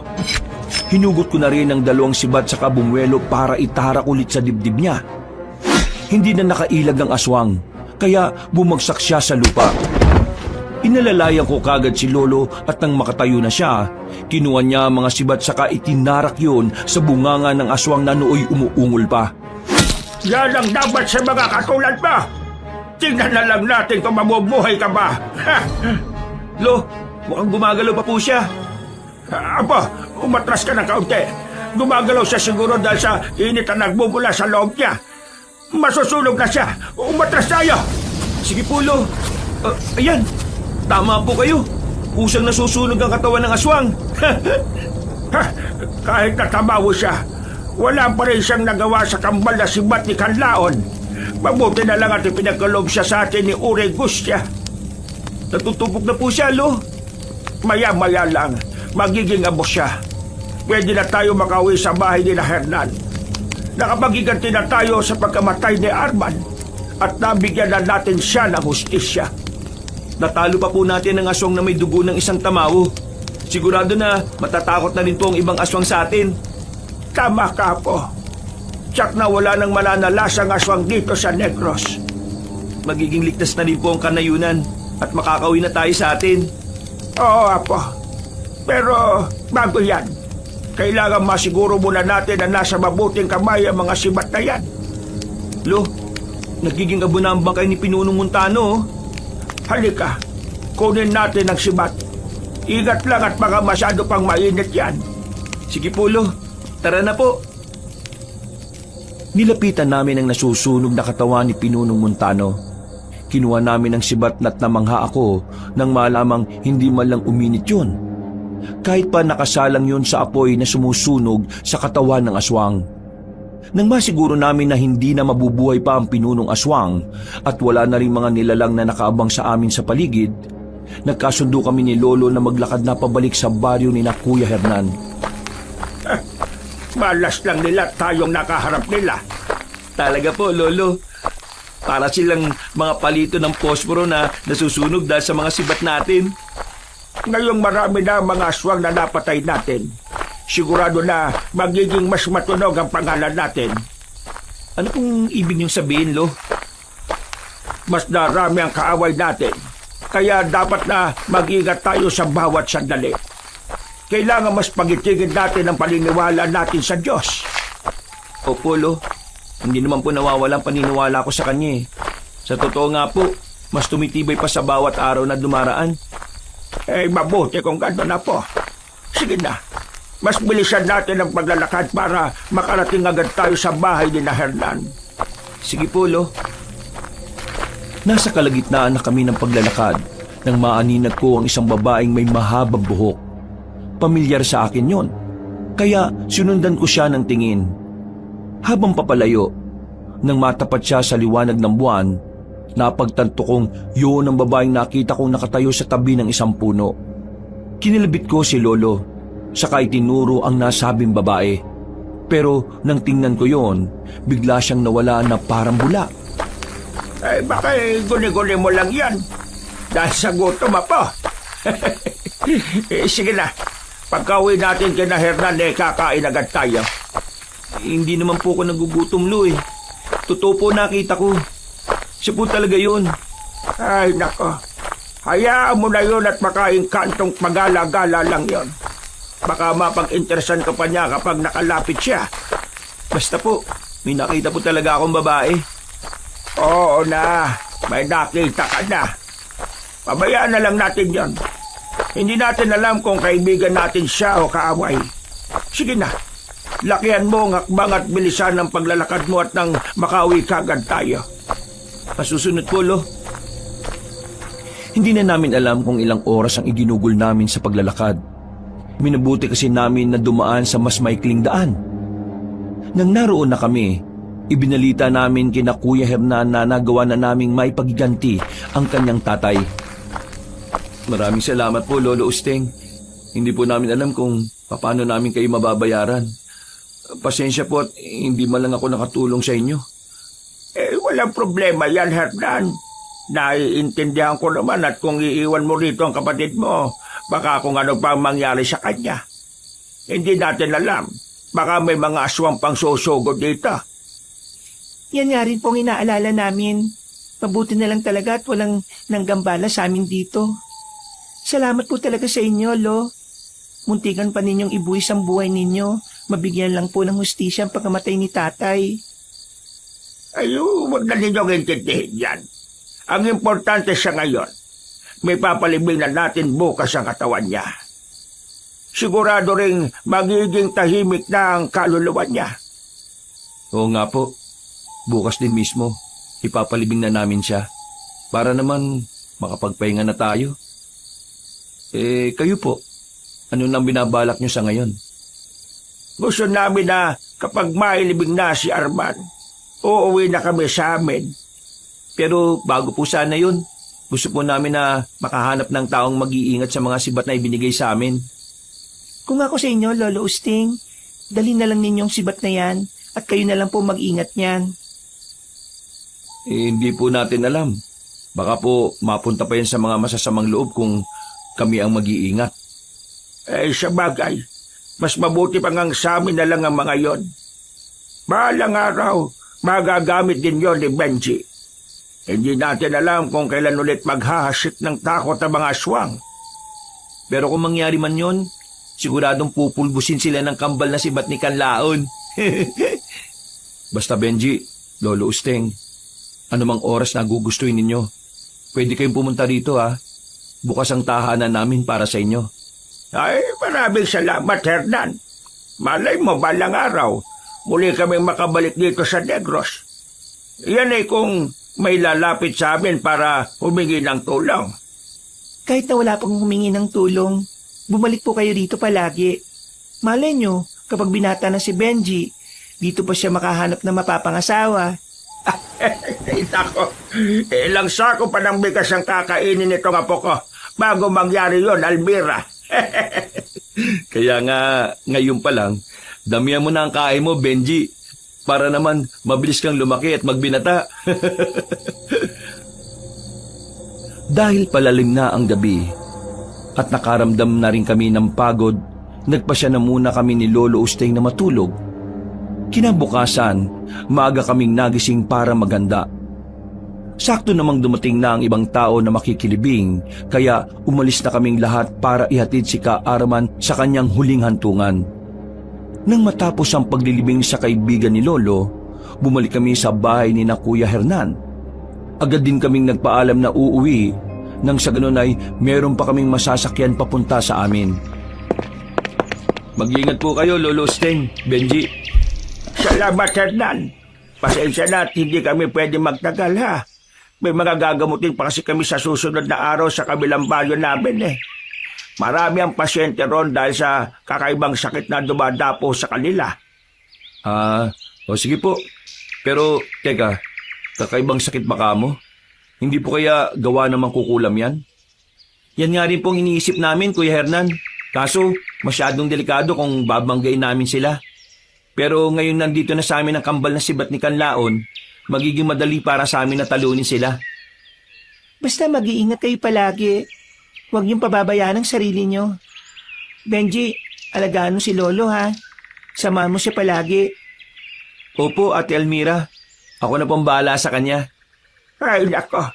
Kung alam lang ninyo na kulang na lang, maging buntot ko itong batang ito. Mas mabuti nga po yun, Lo. May kagapay kayo sa lahat ng sandali. Matanda na kayo at kung tutuusin, pwede na nga kayo magpahinga sa panggagamot, eh. Masyado pang bata si Benji para iwan ko. Kailangan pa niya ng gabay. Mahirap na. Baka malis pa siya ng landas na tinatahak niya. Sa bagay po, may punto naman po kayo riyan. Hindi naman po mangyayari yun, Lo. Kayo kasi ang iniidolo ko eh. At alam kong kabutihan ang ginagawa nyo kaya ganyan din po ang ginagawa ko. Ay, nako. Ito talagang bata na ito. O siya, sige na. Magpapaalam na kami ni Benji. Babalik na lang kami rito kapag kailangan na naman ninyo kami. Anumang oras, puntahan lang ninyo kami at tutulungan namin kayo nang walang pag-aalinlangan. Maraming salamat po, Lolo Usteng, Benji. Sige po, mauna na po kami. Paalam po. Bumaba na kami sa bahay ni na Kuya Hernan. Sa kabutihang palad, meron agad kaming nasakyan. Kaya nakarating kami sa pantalan ng mas maaga. Meron din kaming nasakyang patawid sa Iloilo. Kaya nakauwi kagad kami. Dahil sa matinding pagod, nakatulog agad kami pagdating sa bahay. Kinabukasan, maghahanda na sana kami para sa gamutang gagawin namin sa kabilang baryo nang may dumating na mga tao at humihingi ng tulong sa amin. Medyo nandiri pa ako sa sitwasyon ng pasyente namin yon dahil sa ginawang pambabarang sa kanya. Noon din, sinimulan namin ni Lolo ang panggagamot sa may sakit. Base sa tawas, binarang siya dahil sa inggit sa lupa. Ginamitan siya ng mga balang. Kaya mas mabilis ang pagkalat ng itlog nun sa katawan. Nakikita ko rin ang itsura ng mambabarang dito. Sobrang haba ng buhok niya. Ano pong dapat gawin natin, Lo? Mukhang delikadong sitwasyon niya eh. 2 bagay lang ang naiisip ko. Kakalabanin natin ang mambabarang na yon ng harapan o kakalabanin natin siya sa pamamagitan ng mas mataas pang uri ng barang. Barang kontra sa barang. Teka po, hindi kaya yun ang mismong babae na nakita ko nung pumunta tayo kina Ka Arman? Kung babarangin natin ang babaeng yan, para na rin ibinaba natin sa antas niya ang ating kakayahan at paniniwala. Wala tayong ibang dapat na gawin kung hindi ang harapin siya at pwersahang itigil ang pambabarang niya sa pasyente. Kung ganun po, babalik ulit tayo sa Negros, Lolo Usting? Kung yan ang kinakailangan para itigil ng mambabarang ang ginagawa niya, gagawin natin. Sige po, pagkatapos ng gagawin natin sa pasyenteng to, ihahanda ko na po yung mga gamit natin. Ang mga sibat, huwag mo kakalimutan. Magagamit natin yan laban sa demonyang yan. Opo, Lo. Nang matapos naming gawin ang paunang panggagamot sa pasyenteng na barang, pinayuhan namin siyang bumalik pagkatapos ng 3 araw. Nang makaalis na sila, inihanda namin ang aming mga dadalhin sa pagbabalik ulit namin sa Negros. Dahil inabot na kami ng tanghali sa isang pasyente lang, nagpasya kami ni Lolo na ipagpaumaga na lang ang pagtungo sa kabilang isla. Kinagabihan, pareho kaming hindi mapakali. Parang may mga matang nakamasid sa amin ni Lolo, kaya hindi kami makatulog. Kung ang nakita mong babae sa labas ng bahay ni na Arman ng mambabarang, ibig sabihin may posibilidad na konektado yon sa kanya. Paano naman po ninyo nasabi yan, Lo? Kasi baka may alam din si Arman patungkol sa kanya. Kung naging gahaman siya dahil gusto niyang makuha ang kambal na si Bat, ibig sabihin gagawin niya ang lahat para mapas sa kanya yon. Kahit pa makipagsabwatan siya sa kahit na sino. Ibig niyo pong sabihin, babalik talaga tayo sa kanila? Oo, Apo. Kailangan natin ang tulong ni na Hernan at Almira. Sila lang ang makapagtuturo kung nasan talaga nakatira ang mambabarang na yon. Lo, napansin po ba ninyo? Parang may mga matang nakatitig sa atin. Hayaan mo na yan. Kahit nasilipin man niya tayo, wala naman siyang makikita. Malakas ang orasyon ng panaklob ko at alam ko na hindi niya tayo makikita. Sige na, matulog ka na at... Lolo Sting, may nakita po kong balang na lumipad patungo sa ulunan natin. Parang may nakataling sinulid na kulay pula. Hindi lang po ko ganong sigurado. Sandali, nasan ba? Ayan po, Lo. Yan yung balang na tinutukoy ko. Ang walang yang mambabarang. Nagpadala pa talaga ng alaga niya rito. Sige, hulihin natin yan, Benji. Ano pong gagawin natin dyan, Lo? Babalikin natin sa may-ari. Pagkakataon na natin yan para magantihan siya at mapilitan siyang kunin ang barang niya. Hinuli namin ni Lolo ang balang at doon ko nakumpirma na may taligang pulang sinulid yon. Inilagay ni Lolo ang nasabing insekto sa isang bote at binulungan niya yon ng dasal. Sa hindi ko malamang dahilan, parang may narinig akong sigaw sa loob ng utak ko. Sinabi ko naman kay Lolo yon at napangiti siya sa akin. Siguradong ang mambabarang na yon. Dapat lang sa kanya yon. Hindi na muna tayo babalik sa Negros. Hintayin na muna natin ang pasyente nating makabalik dito. Bakit naman po, Lo? Para malaman natin kung kinuha na ng demonyong yon ang kanyang barang. Kapag wala pa pahihirapan natin siya gamit ang alaga niya. Sige po, Lo. Mas mabuti pa nga po yan. Para naman mabigyan natin siya ng leksyon. Yan din ang iniisip ko, Apo. Sige na. Madadala ng sumilip sa atin ang mambabarang na yon. Matulog na tayo. Natulog na nga kami ni Lolo Kabanong. Kinabukasan, naging normal naman ang lahat. Ilang beses ko pang tiningnan ng boteng pinaglagyan ng balang at nakita kong unti-unti nang nanghihina yon. Nang dumating ang araw ng pagbabalik ng pasyente namin, tinawa siya ulit ni Lolo at natuwa kami nang malamang binawi na ng mambabarang ang itinanim niya sa katawan ng biktima niya. Ganun na lang ang pagpapasalamat ng pasyente namin dahil gumaling siya. Minabuti na rin ni Lolo na patayin ang insektong nasa bote para magkaroon din ng leksyon ng babaeng yon. Nararapat lang yun sa kanya. Kapag may nagpagamot ulit sa atin at malaman natin siya ang may gawa, abay, hindi na ako magdadalawang isip na idiskumonyo ng mambabarang na yon. Tingnan natin kung sino ang mariribueltahan dahil sa kasamaan niya. Malamang pulo, takot na yun sa atin. Sigurado na hindi na siya mambibiktima ng mga taong malapit dito sa atin. Mukhang kilala niya po tayo eh. Oo, Apo. Sigurado yan. Ay, nako. Kung hindi aswang ang kalaban natin, mambabarang o mangkukulam, kailan pa kaya mauubos sa mga ganyang nilalang dito? Hindi ko rin po alam, Lo eh. Kung hindi tayo kikilos, sigurado na wala rin mangyayari. Gusto kong igugol ang natitirang buhay ko sa pagtugis sa mga masasamang nilalang na yan. Gagamitin ko ang sibat ni Kanlaon. Tutulungan ko po kayo, Lo. Hindi ko po kayo pwedeng pabayaan. Kaya ko na rin naman po eh. Masyadong delikado ang gagawin ko, Benji. Mas mabuting ituon mo na lang ang pansin mo sa panggagamot. Marami ang mga taong nangangailangan ng tulong dito sa atin. Pero mas kailangan niyo po ako eh. Ayaw ko po na mapahama kayo, Lolo. Kung mapapahama kayo, mas mabuti nang sabay po tayo. O siya, sige na. Pero hindi sa ngayon. Sasama ka lang sa akin kapag tumungtong ka na ng edad na 18. Pero, Lo, wala nang pero-pero. Lolo mo ko. At dapat sinusunod mo ang sinasabi ko. Sige po, Lo. Kung yan ang gusto ninyo, yun po ang susundin ko. Mabuti naman at nakakaintindihan tayong dalawa. Magmula noon, madalas na umalis si Lolo Usteng para tugisin ang mga masasamang elemento.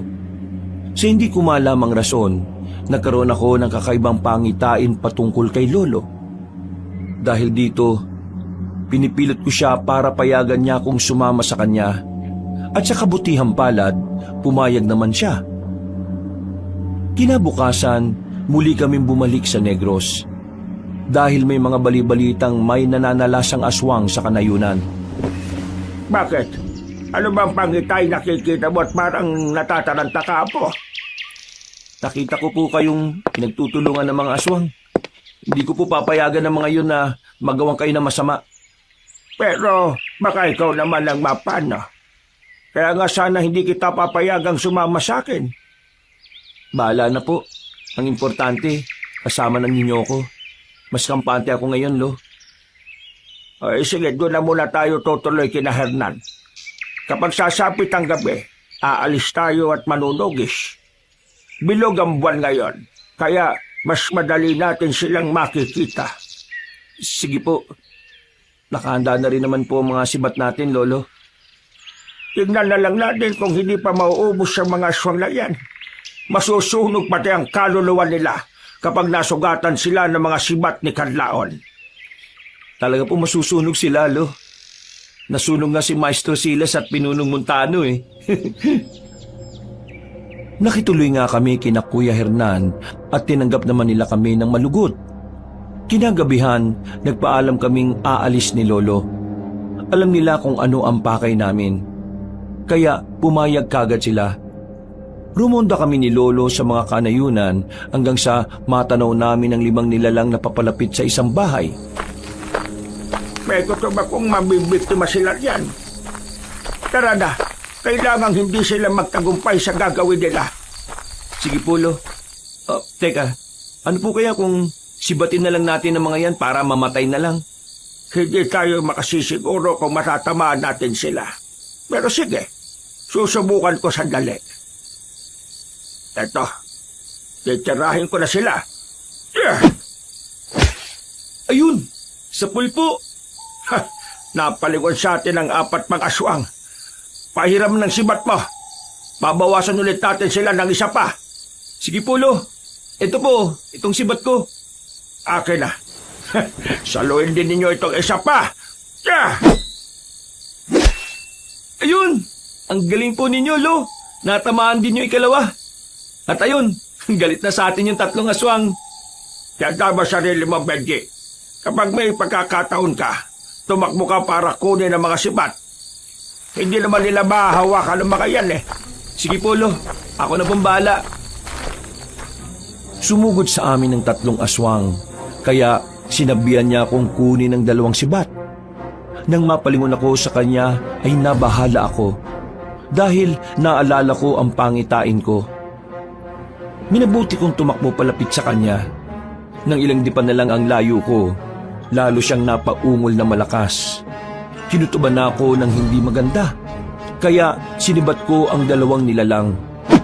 Natamaan sila at makaraan lang ng ilang saglit, umapoy ang katawan nila at nasunog.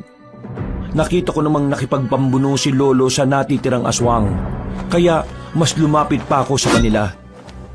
Lo, sige! Talunin po niyo yung aswang na yan! Ako bahala rin pa. Kahit na matanda na ako makakaya ko pa rin itong patayin. Sige po! Teka, sisibatin ko po ba yung aswang na yan? Mamaya na. Sa ngayon, susukatin muna natin ang lakas nito. Ha! Ang dapat sa mga tulad niyong aswang binabalian ng buto at sinusunog ng buhay. Ganyan nga po, Lo. Paliin niyo ang braso niyan. Aba, kunin mo na ang mga sibat at itarak sa aswang na ito. Dapat na siyang sumama sa mga kauri niya. Sige po, Lo. Kinuha ko ang sibat at nang makita kong hindi na makagalaw ang aswang dahil sa pagkakahawak ni Lolo, walang pagdadalawang isip kong itinarak ang sibat sa dibdib ng nilalang. Napaungol na lang yon. At kasunod nito, tumirik ang mga mata niya. Saktong pagkatras namin, nasunog ang nasabing aswang. Pinanood na lang namin yon hanggang sa tuluyang matupok. Oh, hindi ba? Hindi totoo pangitain mo. Kahit na mag-isa lang akong pumunta rito makakaya ko rin naman sila Iba pa rin po nakakasiguro tayo, Lo. Hindi po natin alam kung gaano kalakas ang makakalaban nyo Kahit na, wala naman silang palaba sa mga sibat ni Kanlaon Pero, Lo, sigurado na may iba pang aswang na mananalasa sa lugar na ito. Kapag nalaman din po nila ang nangyari sa mga kasama nila, baka makiganti sila sa atin. Ay, hindi tayo dapat matakot sa kanila. Sila ang dapat na matakot sa mga katulad nating lumalaban para sa kabutihan. Sige po, Lo. Tatandaan ko ang sinabi nyo. Hoy, tara na. Magpatuloy tayo sa paglaronda. Hindi po ba tayo uuwi kina Kuya Hernan, Lo? Mamaya na. Malayo pang umaga. At sigurado na may iba pang aswang na mananalasa. Bilog ang buwan ngayon Nagpatuloy kami ni Lolo sa pagroronda hanggang sa makarating kami sa isang liblib na baryo. Wala gaanong kabahayan doon, kaya naging alerto na lang kami sa kung anumang posibleng mangyari. Nasa kalagitnaan kami ng paglalakad nang may makita kaming isang kubo. Saglit kaming natigilan ni Lolo nang may marinig kaming boses sa loob na parang nagdarasal.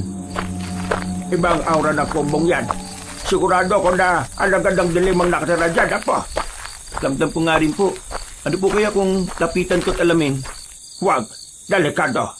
Sigurado ako na may mga harang dyan. At kung papasukin man natin, mahirapan tayong lumabas. Ano pong dapat natin gawin, Lo? Sandali, uusal ako ng orasyon pambalisa. Kapag may ginawa siyang masama dyan sa loob ng bahay niya, hindi siya mapapakali hanggat hindi siya makakalabas. Kapag ganon, makikilala natin siya at malalaman kung ano ang ginagawa niya. Teka po, Lo. Tingnan niyo yung mga bulaklak sa tapat ng kubo niya, oh. May mga nakasabit na bote. Sigurado na mga insekto laman yan. Kung hindi ako nakakamali, mababarang ang nakatira dyan. Ayan na siya, Lo. Mukhang papalabas na siya. Hindi. Siya yung babaeng may mahabang buhok na nakita ko dati. Hindi ako maaaring magkamali. Kung ganon, siya ang nakalaban natin dati sa kumbate. Uli ka na ngayon, mambabarang. Lalabas na sana kami ni Lolo ng mga sandaling yon. Pero pareho kaming natigilan at napako ang titig sa babaeng may mahabang buhok. Nandilat ang mga mata ko nang makitang buhaghag ang kanyang buhok. Nagbaga rin ang mga mata niya. Kaya pareho kaming nagkaroon ng kutob ni Lolo na hindi lang siya mambabarang. Kung hindi, isa rin siyang aswang. Kaya pala hindi man lang nagkaroon ng malubhang epekto sa kanya ang ginawa ko sa alaga niya. Lo, nakatitig siya sa direksyon natin. Baka po nalaman na niya ang presensya niya. Magtago ka lang dito, Apa. Lalabas ako at haharapin ko ang aswang na yan. Kung hindi ako nagkakamali, isa siyang amabarang. Aswang na ang kinakasangkapan ay ang mahabang buhok sa pambibiktima. Ito po yung sibat ko. Gamitin na rin po ninyo, Lo. Wag na. Etong sibat ko na lang. Sapat na rin ito para patayin yan. Sige po, kayo pong bahala, Lo. Basta mag-iingat po kayo. Oo, Apa. Nang lumabas si Lolo sa pinagtataguan namin, bigla akong nakaramdam ng kakaibang kaba. Lumakas ang kabog ng dibdib ko at naalala ko ulit ang naging pangitain ko. Dahil dito, nagmamadali rin akong lumabas sa pinagtataguan ko para puntahan si Lolo. Nakita kong nililingkis na siya ng mahahabang buhok ng aswang. Narinig ko rin ang kakaibang angil niya, kaya mas nabahala ko para sa kaligtasan ni Lolo. Hindi ka na sana lumabas pa sa pinagtataguan mo, Apa. Makakaya ko naman to. Pero Lo, hindi ko po kayo pwedeng pabayaan. Kung ganon, sige, tulungan mo ko at nang matalo na natin ang aswang na ito. Sige po, Lo. Sisibatin ko na lang siya at nang... Walang yakang amamarang ka. Kumanda ka sa akin kapag nakawala ko rito sa mabantot pang buhok. Muli akong napaungol at nagpumiglas ng puluputan ng buhok ng amamarang ang aking liig at braso na may hawak na sibat. Sinikap ko ang makagalaw, pero napakalakas ng buhok niya. Subalit dahil gusto ko makatulong kay Lolo, ginawa ko ang lahat na makakaya ko para makaalis doon. Gamit ang matalim na bahagi ng sibat, sinikap kong matamaan ang pulumpon ng buhok ng aswang.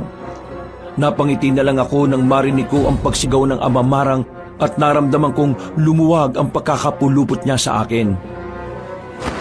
Apo, pinipigilan ko na ang aswang. Sige na, itarak mo na ang sibat mo sa kanya. Magagawa mo yan. Sige po, Lo. Maluwag na rin po pagkakapulupot ng aswang sa akin. Hoy, aswang! Pakawala mo Lolo ko! Kung hindi, masusunog ka kasama ng napakahabang buhok mo! Hindi yan makikinig sa'yo, Apo. Ang mga katulad nila ay walang pinakikinggan. Mga hayok sila sa dugot laman ng tao. Ganun po ba? Kung ganun, itong dapat sa mga katulad mo! Ayan, magaling, Apo. Sige pa, huwag kang tumigil. Undayan mo na sibat ang katawan niya. Sandali, tutulungan na kita. Sige po, Lo! Pinagtulungan namin ang amamarang hanggang sa mapahandusa yon sa lupa. Kahit na nasa ganun siyang kalagayan, nakita namin gumagalaw pa rin ang kanyang buhok. Makaraan lang ng ilang saglit, napangiti kami ni Lolo nang makita naming lumalagablab yon hanggang sa kumalat sa katawan ng nilalangang apoy. Sinubukan pa niyang gumalaw, pero dahil sa sugat na natamo niya, hindi na niya nagawa pa ang makatayo. Kalaunan, nasunog rin siya kagaya ng iba pang mga aswang na nakasagupa namin. Gayon, Sigurado na wala nang mabagsik na mambabarang na magbibigay ng sakit sa mga tao. Kahit kailan, hindi na niya masusubukan ang taglay nating kapangyarihan sa panggagamot dahil sunog na siya. O nga po, Lo. Kahit papano, kampante tayo dahil nabawasan na mga kalaban nating konektado kay Ka Arman. Kaya ikaw, Apo, huwag kang maghahangad ng labis na kapangyarihan. Matuto ka rin makontento sa kung ano man ang ibinigay sa iyo ng Diyos. Huwag kang tumulad kay Arman na namatay dahil sa kanyang pansariling interes. Opo, Lo. Pangako. Hindi ako magiging kagaya niya. Magpapakabait po ako at makukontento sa kung anumang meron ako. Yan, ganyan ka. Sana pagpalain ka pa ng Diyos at gabayan ka niya sa araw-araw, Apo. Kayo rin po, Lo. Ano, tara na. Pero teka, sunugin na muna natin ang mga insektong ginagamit at inaalagaan niya. Sige po, mas mabuti pa nga po, Lo. Nang masunog na namin ang kubo at mga alagang insekto na mambabarang, minabuti naming umuwi na kina Kuya Hernan. Ikinuwento namin sa kanila ang nangyari at maging sila ay nagulat nang malaman yon. Napagtanto rin namin na ang mga mambabarang na yon ang unti-unting pumapatay sa buong angka ni na Kuya Hernan. Kinabukasan, nagpaalam na kaming uuwi sa amin. Benji, masyado nang masalibot ang buhay para sa iyo. Gusto ko sanang itigil na natin ang ginagawa natin. Ano pong ibig niyo sabihin, Lo? Tumigil ka na sa panggagamot at mas mabuting mag-aral ka na lang. Mas lamang pa rin ang taong may pinag-aralan. Pero masaya naman po ako sa ginagawa ko, Lo eh. Basta, sundin mo na lang ako. Makabubuti yan sa iyo. Siguro sa ngayon, hindi mo pa ako maiintindihan. Pero kapag lumaki-laki ka na, malalaman mo ang kahalagahan ng edukasyon. Paano naman po kayo? Sige po, titigil ako sa panggagamot. Basta titigil din po kayo sa panunugis. Napakadelikado po nun eh. Sige, kung yan ang magiging rason para mag-aral kay gagawin ko. Manggagamot na lang ako, pero hindi na ako manunugis ng aswang. Salamat po, Lo. Alam naman po ninyo na nag-aalala ako sa inyo magmula nung nagkaroon ako ng hindi magandang pangitain eh. Ay magpasalamat na lamang tayo sa Diyos. At hindi natuloy ang kung anumang nakita mo. Oo nga po, Lolo. Salamat talaga sa kanya. Dahil palagi niya tayong binabantayan. Dumaan ang mga linggo.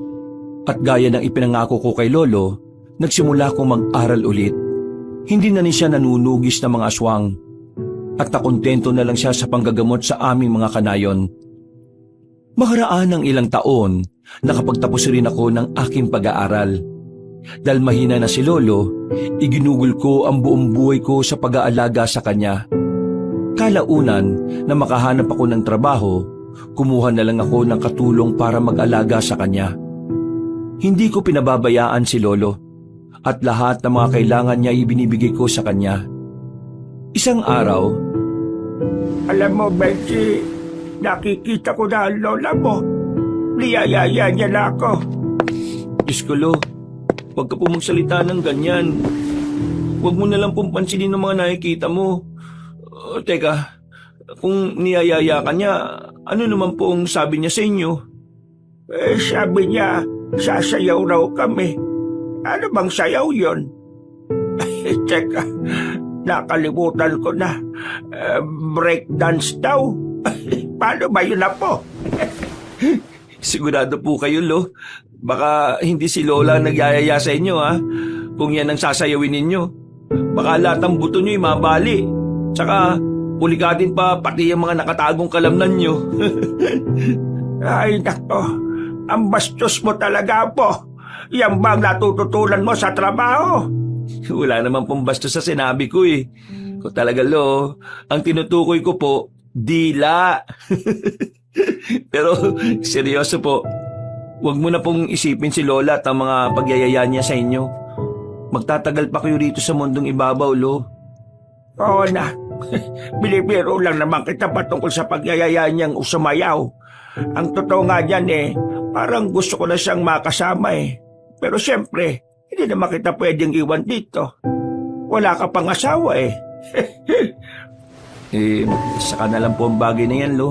Sa ngayon, sa inyo ko po muna itututok ang buhay ko. Pero iba pa rin ang meron kang alalay sa buhay. Matanda na ako at ilang taon na lang ang igugugol ko rito. Lo naman, wag na po kayong magsalita ng ganyan. Sige, bukas, bibilin kita ng paborito mong tinapay. At teka, nakita nga pala kami ni Kuya Hernan nung nakaraang araw. O kumusta naman sila? Ayun po, may asawa na siya at 2 anak. Gusto nga po nilang bumisita rito kaso wala pa raw po silang oras. Hayaan mo na. Darating din naman sila rito kapag may panahon sila. Oo nga po, Lo. Wala namang mga nananalasang aswang dito sa atin at sa Negros. Bakit po? Manunugis pa po ba kayo? Matanda na po kayo, Lo. Mahina na po tuhod nyo. Nagtatanong lang naman ako, Benji. Para kasing napakatahimik na ng paligid. Ganyan na talaga ang panahon ngayon, Lo. Hindi kagaya ng dati na lahat ng mga tao may ingay. Dahil sa pakikipagtsismisan. Ngayon, may kanya-kanya na pong pinagkakaabalahan. Ay, sa bagay nga, Apo. Ako nga kung malakas pa ako, baka marami pa akong nagagawa rito sa bahay natin Ay nako, pabayaan nyo na po yan, Lo. Marami naman pong pwedeng utusan para gumawa niyan. Sige na po, Lo. Pahinga na po muna kayo. Wakas,